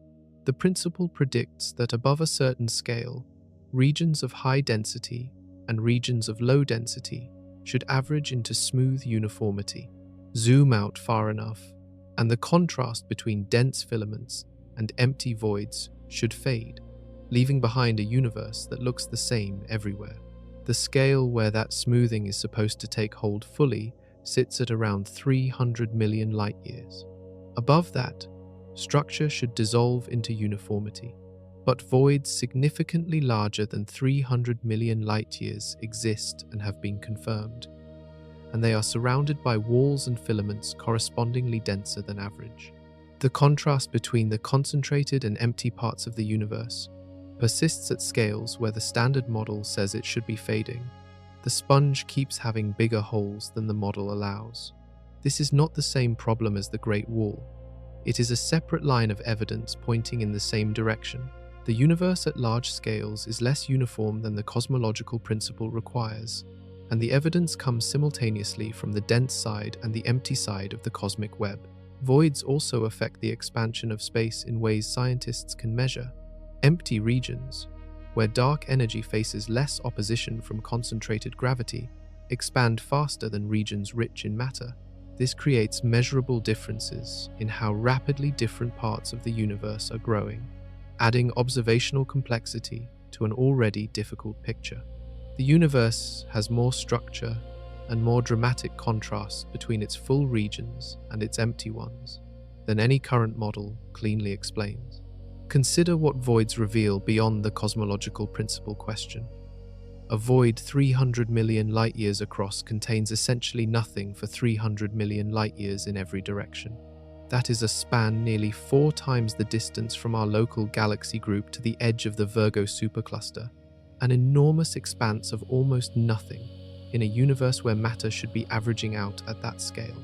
The standard model produces voids. They are a natural consequence of the cosmic web's formation. But the largest known voids are bigger than the model produces cleanly. They join the largest known walls as structures at the extremes of what the universe was supposed to contain. Both ends of the density spectrum, the emptiest places and the densest, are more extreme than predicted. A consistent signal across very different kinds of observations. There is a name for the scale where all of this complexity is supposed to dissolve. Scientists call it the end of greatness. The idea is straightforward. Below a certain scale, the universe is lumpy. It has galaxies. It has clusters. It has filaments and voids and walls. All of that structure is expected and predicted. The Big Bang, dark matter, and gravity produce exactly this kind of complexity at moderate scales. The models account for it. The observations match it. Lumpy at smaller scales is not a problem, but above a certain scale, the universe is supposed to smooth out. The lumpiness averages away. The concentrations and voids balance each other until, from far enough above, everything looks the same in every direction. That is the cosmological principle in action. That is what the underlying mathematics of every cosmological model requires in order to function. The scale where that smoothing is supposed to take hold completely sits at roughly 300 million light-years. Below it, structure. Above it, uniformity. This boundary was named the end of greatness because it marks the scale above which structures should stop having interesting shapes. No more recognizable walls. No more distinct filaments. Just statistical randomness averaging out into cosmic homogeneity. The universe, at its largest scales, becoming as smooth and featureless as a still pond. When this concept was developed, it matched the data available at the time. Surveys of nearby galaxies showed that structure did seem to fade at scales above a few 100 million light-years. The end of greatness appeared to mark where the cosmological principle took over, a clean boundary that made the universe tractable to model and understand. Then better surveys pushed to larger distances, and the structures did not stop. The Sloan Great Wall at 1.5 billion light-years, the huge large quasar group at 4 billion, the giant arc at 3.3 billion, the Hercules Corona Borealis Great Wall at 10 billion. Each of these, if real, lies far above the end of greatness, the scale where structure was supposed to fade out. These objects ignore entirely. 3 possible readings of this situation exist. The end of greatness is simply wrong. The universe does not smooth out at 300 million light-years. Structure persists at much larger scales, directly contradicting the cosmological principle.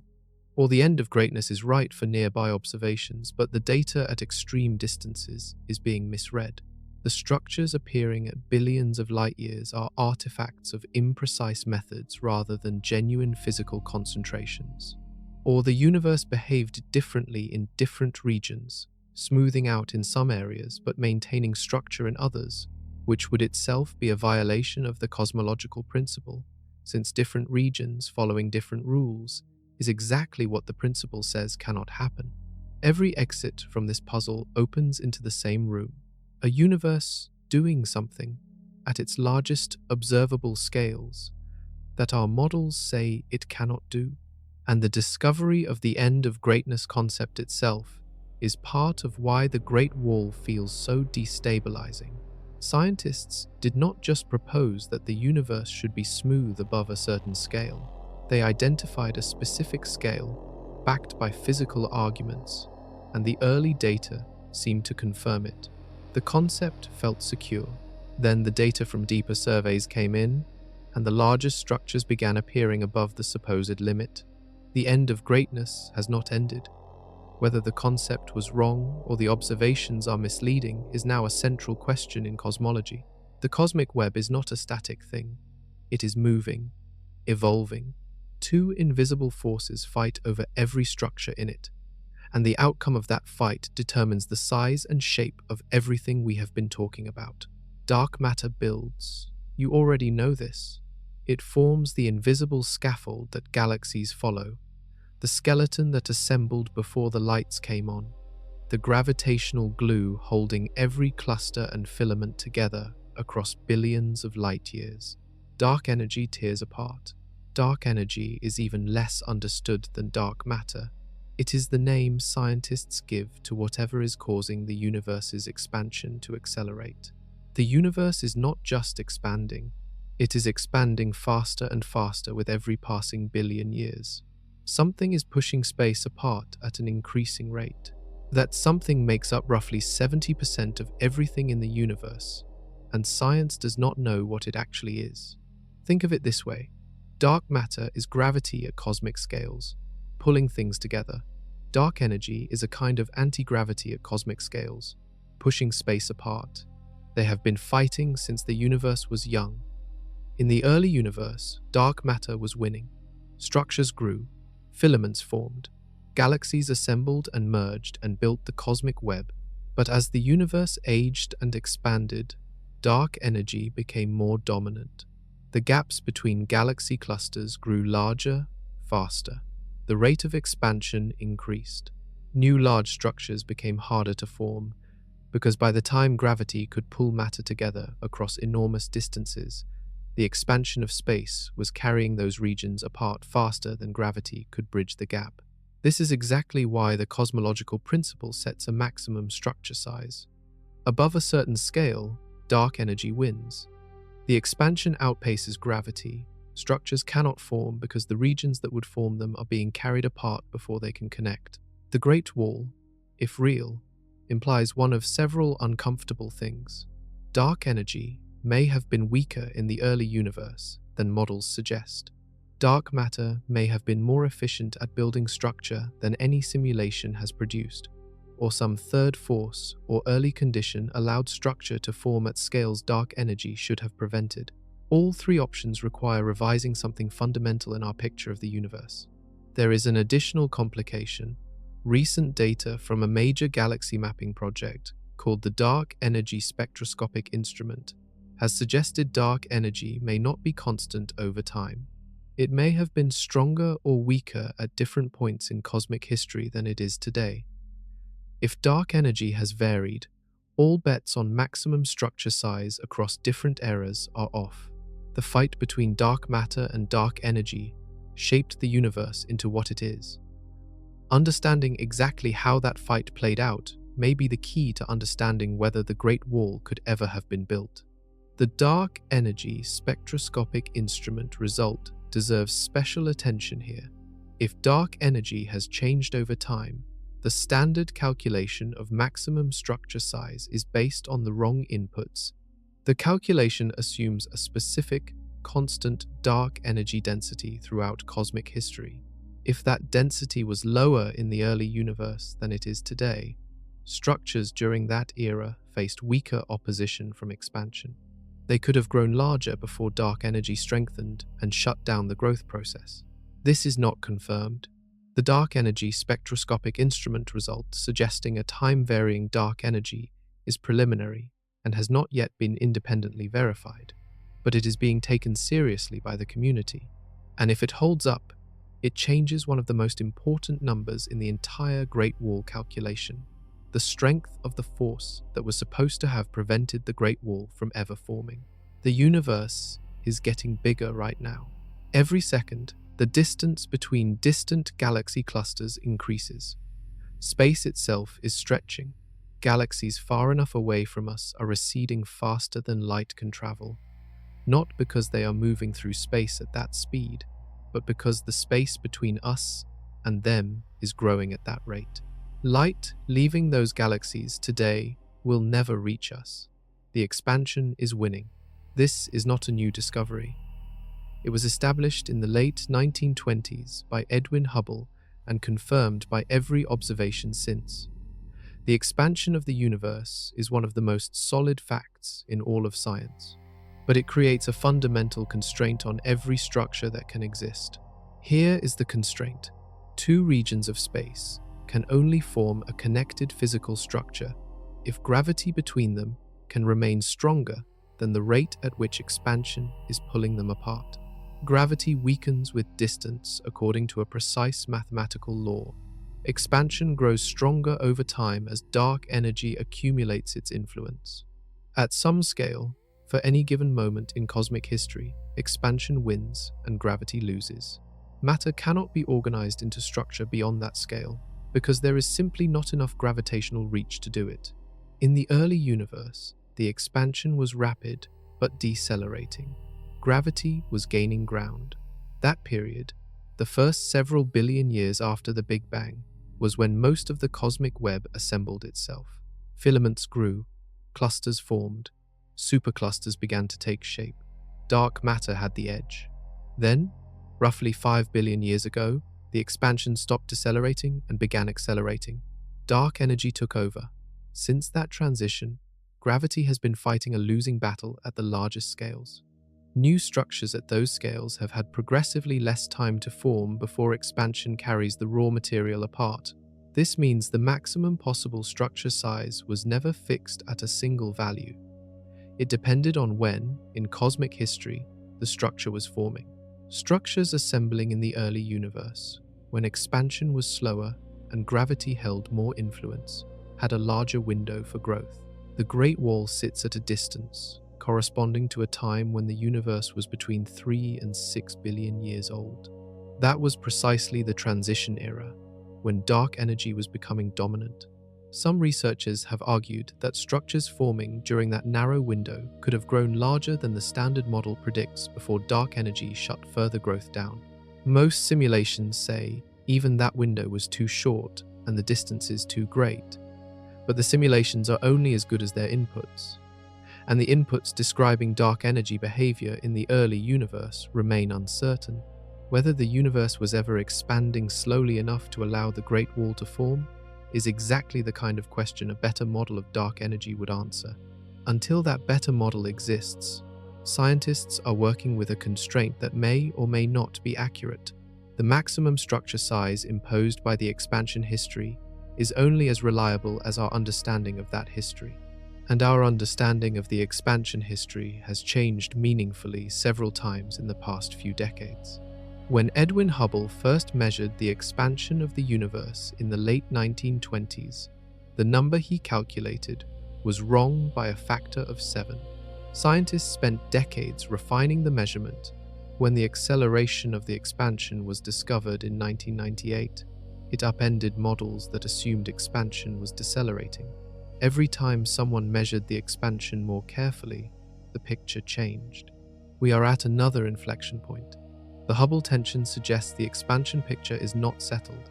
The size limit the Great Wall supposedly violates may be more uncertain than the debate acknowledges. When the James Webb Space Telescope launched in December 2021, most public attention focused on the extraordinary photographs it would produce, the deep field images, the stellar nurseries, the distant galaxy clusters resolved in infrared light with a clarity no previous telescope could match. What received less attention was its role in something directly connected to the Great Wall: observing and confirming gamma-ray bursts in the first billion years of cosmic history. In 2025, Webb did something remarkable. It confirmed a supernova exploding when the universe was only 730 million years old, the earliest stellar explosion ever directly observed. The event was first flagged as a gamma-ray burst by a separate satellite observatory. Webb was pointed at the same location within hours and captured the optical and infrared aftermath in detail that no previous telescope could have provided. That observation matters for several reasons connected to the Great Wall debate. First, it confirms that massive stars capable of producing gamma-ray bursts were actively forming and dying during the universe's first billion years. The events used to map deep cosmic structure were genuinely occurring at the distances and errors required to probe the region where the Great Wall sits. Second, Webb is now contributing precise redshift measurements for extremely distant gamma-ray burst events that were previously difficult to confirm from the ground. Each precisely measured burst with a known position and distance is another potential data point for the statistical analysis underlying the Great Wall's detection. More precisely, confirmed bursts at the relevant distances either sharpen or soften the clustering signal. Third, Webb has been systematically mapping early galaxies across deep fields, and some of those results have surprised the scientific community. Massive, well-organized galaxies appeared earlier in cosmic history than any standard model simulation predicted they should. Structure formed faster and in larger quantities in the first billion years than the accepted model of galaxy formation allows. That finding does not confirm the Great Wall, but it suggests the standard model's picture of how quickly structure assembles in the early universe may be systematically underestimating what gravity and dark matter can accomplish on fast timescales. And that kind of underestimate would be directly relevant to the question of how something as large as the Great Wall could have formed. The James Webb Space Telescope did not set out to study the Great Wall. No proposal was submitted to point it at the Hercules Corona Borealis region and look for something. But science rarely works through direct paths. The telescope was designed to see the first stars and earliest galaxies. What it is revealing instead is a universe that assembled its structure faster and more dramatically than the standard model predicted. That surprise is useful in itself. Every time a trusted model produces a wrong prediction about the early universe, it narrows the space of possible explanations. If Webb keeps finding early massive structures that the model cannot produce, the model needs adjustment, and adjusted models of early universe structure formation will eventually circle back to questions about the largest structures in the universe and whether they could have formed within the time available. Every deep Webb observation adds another data point to a picture scientists are still assembling piece by piece. And that picture keeps looking different from what the standard models predicted it should look like. Scientists studying the Hercules Corona Borealis Great Wall face a specific and painful limitation that has defined the debate since 2013. The tool that revealed the structure, the gamma-ray burst catalog from the SWIFT satellite, is not large enough to be definitive on its own. Hundreds of bursts with measured redshifts sounds like a substantial dataset. In statistical analysis of a proposed structure spanning 10 to 15 billion light-years across a complex three-dimensional sky, it sits at the edge of what any method can reliably interpret without ambiguity. The signal is strong enough to take seriously. It is not strong enough to close the debate. What the scientific community needs is a satellite specifically designed to detect and precisely measure a far larger sample of gamma-ray bursts across the entire sky. One with better distance measurements, better spatial resolution, and fewer of the sampling biases that critics have identified in the existing data. That satellite has been proposed. It has a name, a design, and the direct endorsement of the scientists who found the Great Wall. Theseus, short for Transient High Energy Sky and Early Universe Surveyor, is a European Space Agency mission concept under study since 2018. Theseus would carry a wide-field high-energy monitor capable of detecting bursts across the sky and an onboard infrared telescope for measuring their redshifts immediately after detection, without waiting for follow-up from ground-based observatories. That capability alone would eliminate one of the major sources of bias in the current catalogue: the uneven and sometimes very slow rate at which existing ground-based telescopes can respond and confirm burst distances before the optical afterglow fades. The resulting catalogue would be many times larger than Swift's, covering a wider range of cosmic distances and errors, with more precisely measured redshifts and significantly reduced observational bias.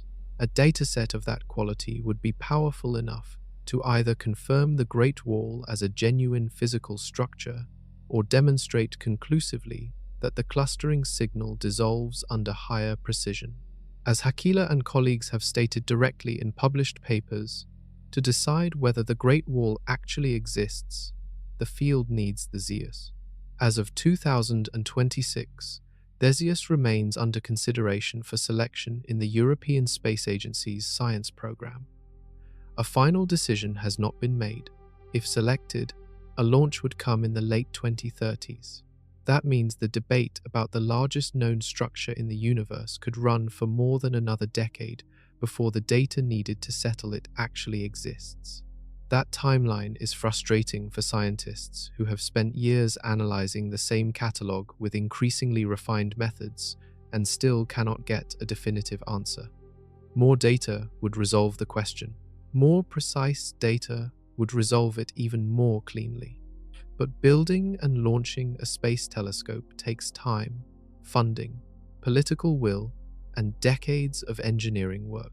The gap between having a scientific question and having the tools to answer it can stretch for a generation. In the meantime, scientists will continue working with what they have. The Swift catalogue will keep being reanalyzed. New methods will be tried. Improved ground-based follow-up of burst detections from other satellites will add more distance measurements. Each new data point falls on one side or the other of the debate. That is a long time to sit with a question this consequential, but the universe has been holding this mystery, or producing the appearance of one, for billions of years already. A decade more of human debate is nothing by comparison. Imagine the Great Wall is confirmed. A future satellite maps thousands of gamma-ray bursts with precise distances. The clustering signal in the Hercules Corona Borealis region holds up under every upgraded statistical test. Multiple independent teams reach consensus. The structure is real, 10 to 15 billion light-years across. A genuine physical superstructure at a scale 8 to 12 times the cosmological limit. What happens next to science? The first and most immediate consequence is revision of the cosmological principle. The assumption that the universe is smooth and uniform above a certain scale, the foundational premise of every cosmological model in use today, would need to be formally updated. Either the scale at which smoothing occurs is dramatically larger than currently believed, or the principle holds in some regions of the universe but fails in others. Both revisions carry major consequences that ripple through every area of cosmology. If the smoothing scale is simply larger than believed, every simulation of structure formation needs to be recalibrated. Scientists would need to reproduce not just the filaments and voids observed at moderate scales, but also structures at 10 to 15 billion light-years. The parameters governing how dark matter clumped, how dark energy evolved, and how matter organized in the earliest moments after the Big Bang would all require adjustment. If the principle holds in some regions but fails in others, the implications are even more fundamental.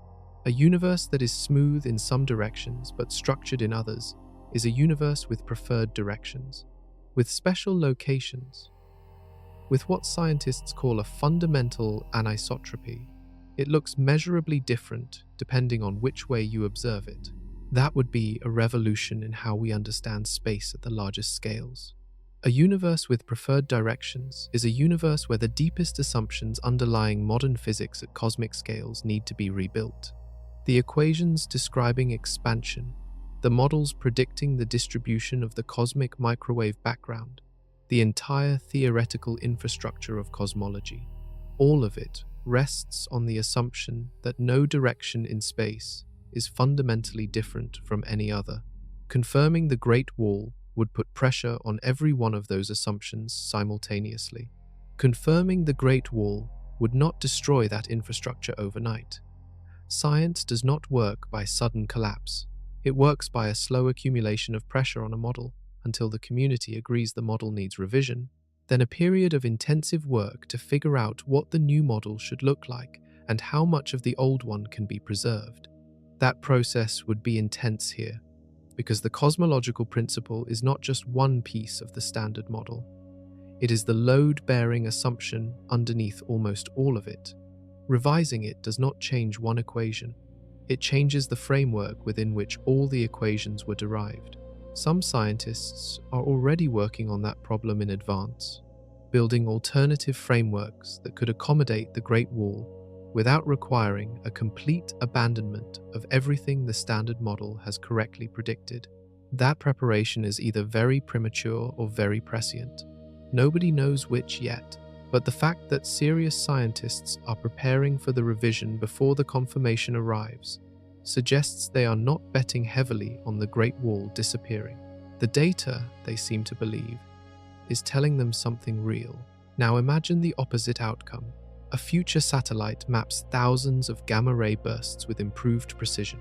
The clustering signal in the Hercules Corona Borealis region, so persistent in the SWIFT data, fades under the higher quality analysis.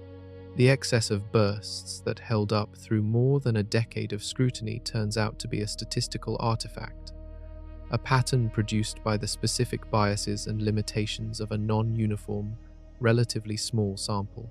The Great Wall does not exist. The immediate response in the scientific community would not be a crisis. It would be relief for some and disappointment for others. followed quickly by a harder and more productive question. Why did this signal appear so consistently and persist through so many analyses if there was nothing there? Answering that question would be scientifically important in its own right.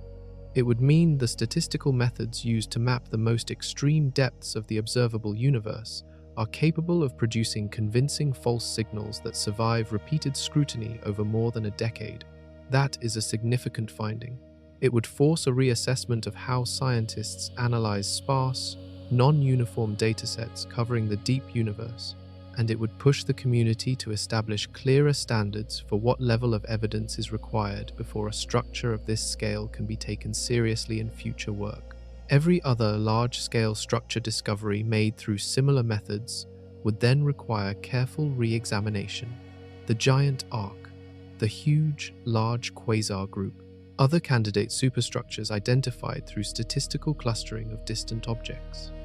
If the Great Wall dissolves under better scrutiny, the same scrutiny needs to be applied to those structures too. Some would survive. The closer structures, mapped with sufficient galaxy position data from large optical surveys, have their reality confirmed through multiple independent methods. The Sloan Great Wall and the South Pole Wall are not seriously in doubt, but the most extreme objects at the greatest distances, identified through indirect statistical fingerprints rather than direct position mapping, would all require fresh examination under stricter standards. The universe would remain extraordinary. The cosmic web would still be real. Galaxies would still cluster into the filaments and walls and nodes the cosmological principle allows. And the boundary between what we genuinely understand and what we only think we understand would be redrawn more honestly, which is always productive, regardless of which direction it moves. There is a version of the no Great Wall outcome that is actually more consequential for the field than many scientists currently discuss. If the signal dissolves under better data, the next question is not just why this particular signal was false. The question becomes whether the methods currently used to identify candidate megastructures at extreme distances are systematically unreliable, because the Great Wall is not the only structure found through statistical clustering of sparse, distant object catalogues. If the method is fundamentally limited in ways the Great Wall case reveals, every large-scale structure claim at extreme distances needs to be re-evaluated, not just individually, but as a class of observation. That would be humbling. It would also be honest. And in science, honesty about the limits of your methods is the only path toward methods that work better. Science does not need the Great Wall to be real in order to learn from it. The debate itself, running for over a decade now, has already pushed the field toward better statistical standards, more careful bias accounting, and more serious scrutiny of deep universe claims than existed before 2013. Here is where speculation begins in earnest, and it is worth stating clearly, what follows is speculative. Scientists have not confirmed any of it. These are theoretical frameworks that some physicists take seriously and others reject entirely. But the questions the Great Wall raises genuinely connect to some of the deepest proposals in modern theoretical physics, and exploring those connections honestly is part of how science works at its edges. Some physicists have proposed that our universe is not the only one. The Big Bang that created everything we can observe may not have been a unique event. Under certain versions of inflationary theory, the rapid expansion that occurred in the first fractions of a second after the Big Bang continues indefinitely in most of space, perpetually generating new universes like bubbles forming inside an endlessly expanding sea.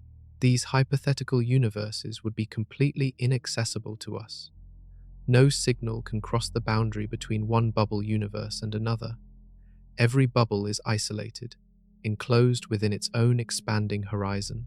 We cannot test the multiverse hypothesis through any observation currently imaginable, which is why many scientists consider it philosophy rather than testable science. But here is where the Great Wall connects to these ideas, even at the level of speculation. If the Great Wall is real and the cosmological principle is broken, one urgent question is, what caused the irregularity? Why does one region of the observable universe contain a structure 10 billion light-years across when the surrounding regions do not? A truly uniform universe should not have produced this. Something different about that region produced it. One class of answers involves the inflationary period of the early universe. During that explosive expansion, quantum fluctuations were being stretched to cosmological scales. These fluctuations became the seeds of all large-scale structure. If inflation was not perfectly uniform across all regions, it could have left some regions with slightly different density conditions that then evolved differently from their surroundings over billions of years. In some inflationary models, those regional differences could produce fundamentally different outcomes in structure formation. One region might build structures at scales another region could never reach. The Great Wall would then represent not a violation of the cosmological principle universally, but a local departure from it in one region of our own universe. Whether this explanation is correct, whether the Great Wall is a rare fluctuation within a broadly uniform universe, or the signature of something more fundamental, is unknown. The data cannot currently distinguish between those possibilities with the precision needed to close the question. What the Great Wall forces, regardless of outcome, is a more serious confrontation with the question of whether our observable patch of the universe is truly representative of the whole, and that question has no clean answer yet. We can only observe the universe within a sphere defined by how far light has traveled since the Big Bang. That sphere, roughly 93 billion light-years in diameter, is an enormous amount of space, but it is still a finite sample of whatever the universe actually is.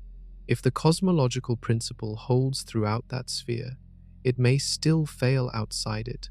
If it fails within it, as the Great Wall might suggest, the universe is stranger and more varied than we assumed. Either way, the Great Wall is a reminder that the observable universe is not necessarily the whole story. It may not even be a representative chapter. The universe is expanding. How fast it is expanding is one of the most contested measurements in modern science. The rate of expansion is called the Hubble constant. It tells you how fast distant galaxies are moving apart from each other per unit of distance between them. Pin down that number precisely, and you have one of the most fundamental facts about the universe: how fast it is growing today, and what that growth rate implies for its past history and future trajectory. Here is the problem. Two well-established methods of measuring the Hubble constant give two different answers, and the gap between them has not closed as measurement precision has improved. If anything, it has widened. The first method analyzes the cosmic microwave background radiation, the ancient light released when the universe became transparent. About 380,000 years after the Big Bang, scientists measure tiny temperature variations in this radiation and use the best physical models to predict what the Hubble constant should be today, given the universe's measured starting conditions. This method gives one specific number. The second method uses objects in the nearby universe. Supernovae of a specific type always explode with a known brightness, making them reliable distance markers across hundreds of millions of light-years. Measuring the distances and recession speeds of many such supernovae gives a direct, local estimate of today's expansion rate. This method gives a consistently higher number. The gap between these two measurements is called the Hubble tension. Both methods have been refined many times by multiple independent teams. The gap has not resolved. Scientists cannot attribute it to measurement error anymore. Something is genuinely inconsistent in our picture of the universe's expansion, and it has persisted long enough that the field treats it as a real problem rather than a calibration issue. This matters for the Great Wall specifically. The expansion rate of the universe directly determines how large structures could have grown at any given point in cosmic history. A different Hubble constant changes the precise calculation of how fast space was expanding when the Great Wall was forming.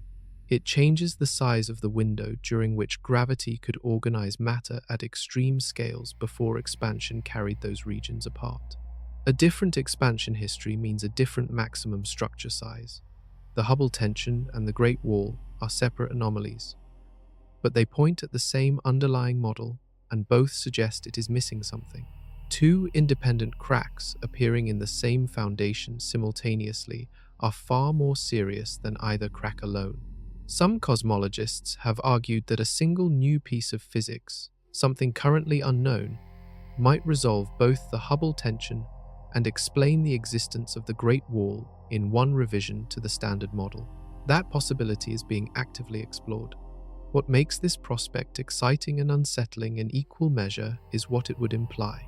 If one new piece of physics can simultaneously explain why the two best methods of measuring the expansion rate give different answers and why a structure 10 billion light-years wide exists, then that piece of physics is not a minor correction. It is something fundamental about how the universe works that we have not yet identified.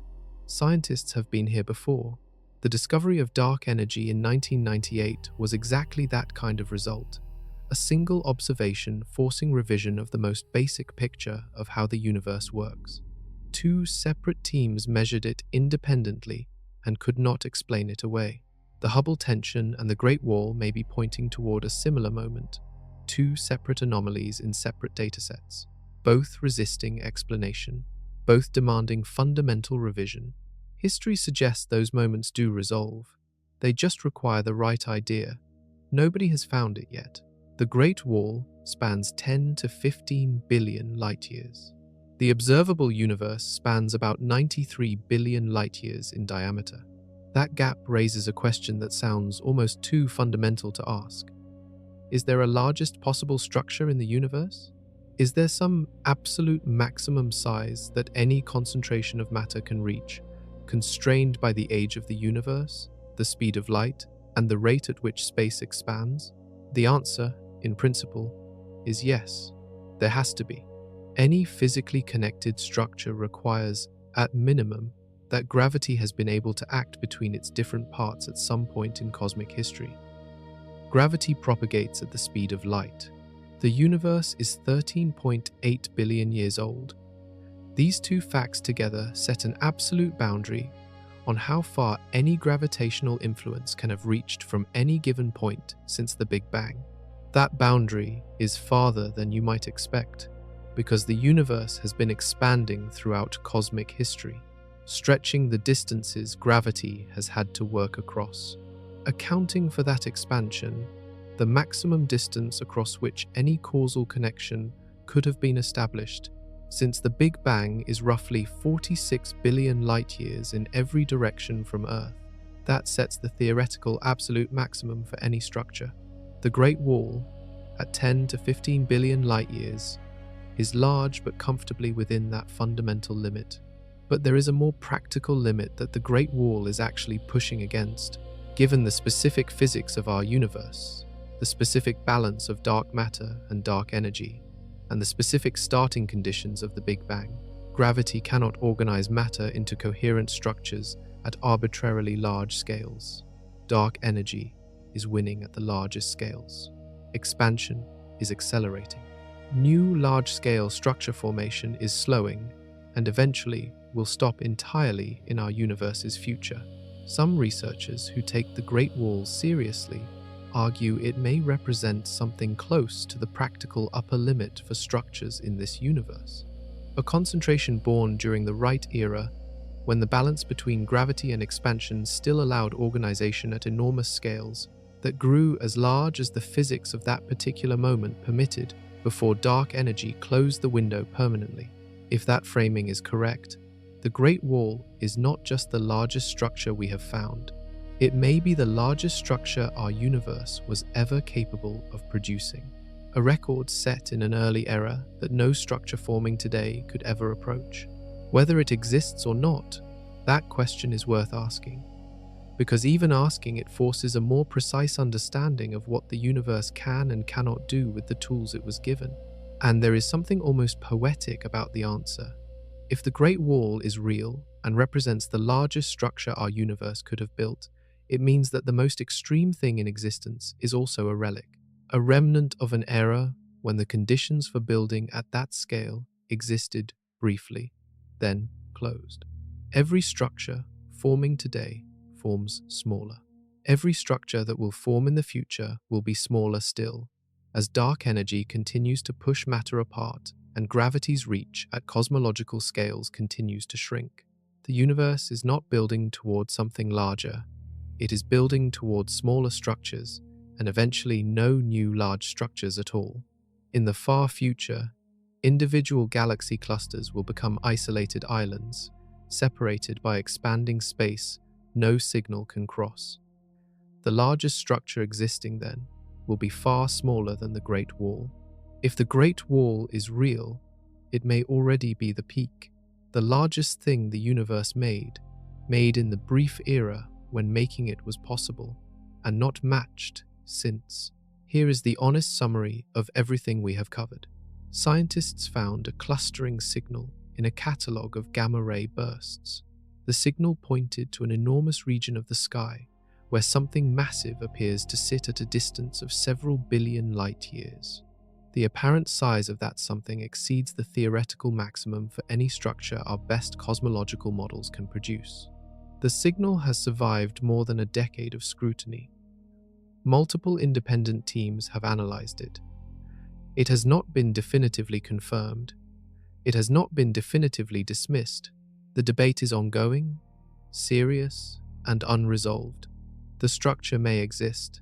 If it does, it demands revision of the most foundational assumption in all of cosmology, the cosmological principle that the universe is smooth and uniform at large enough scales.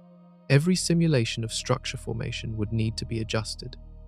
The inputs governing how dark matter clumped and how dark energy acted across cosmic time would all be on the table for revision. The structure may not exist. If it does not, the data still demands an explanation why a false signal of this strength and persistence appeared in the first place, and what that reveals about the limitations of our current methods for mapping the deepest observable universe. Either answer reshapes something important. Both outcomes are scientifically valuable. Both lead to better understanding.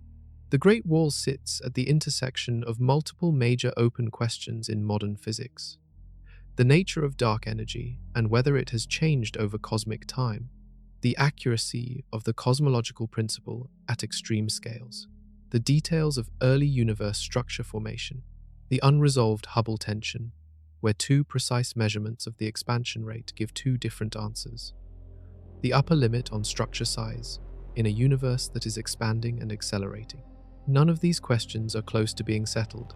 Every new instrument, every improved satellite, every expanded catalogue adds detail to a picture that is still far from complete.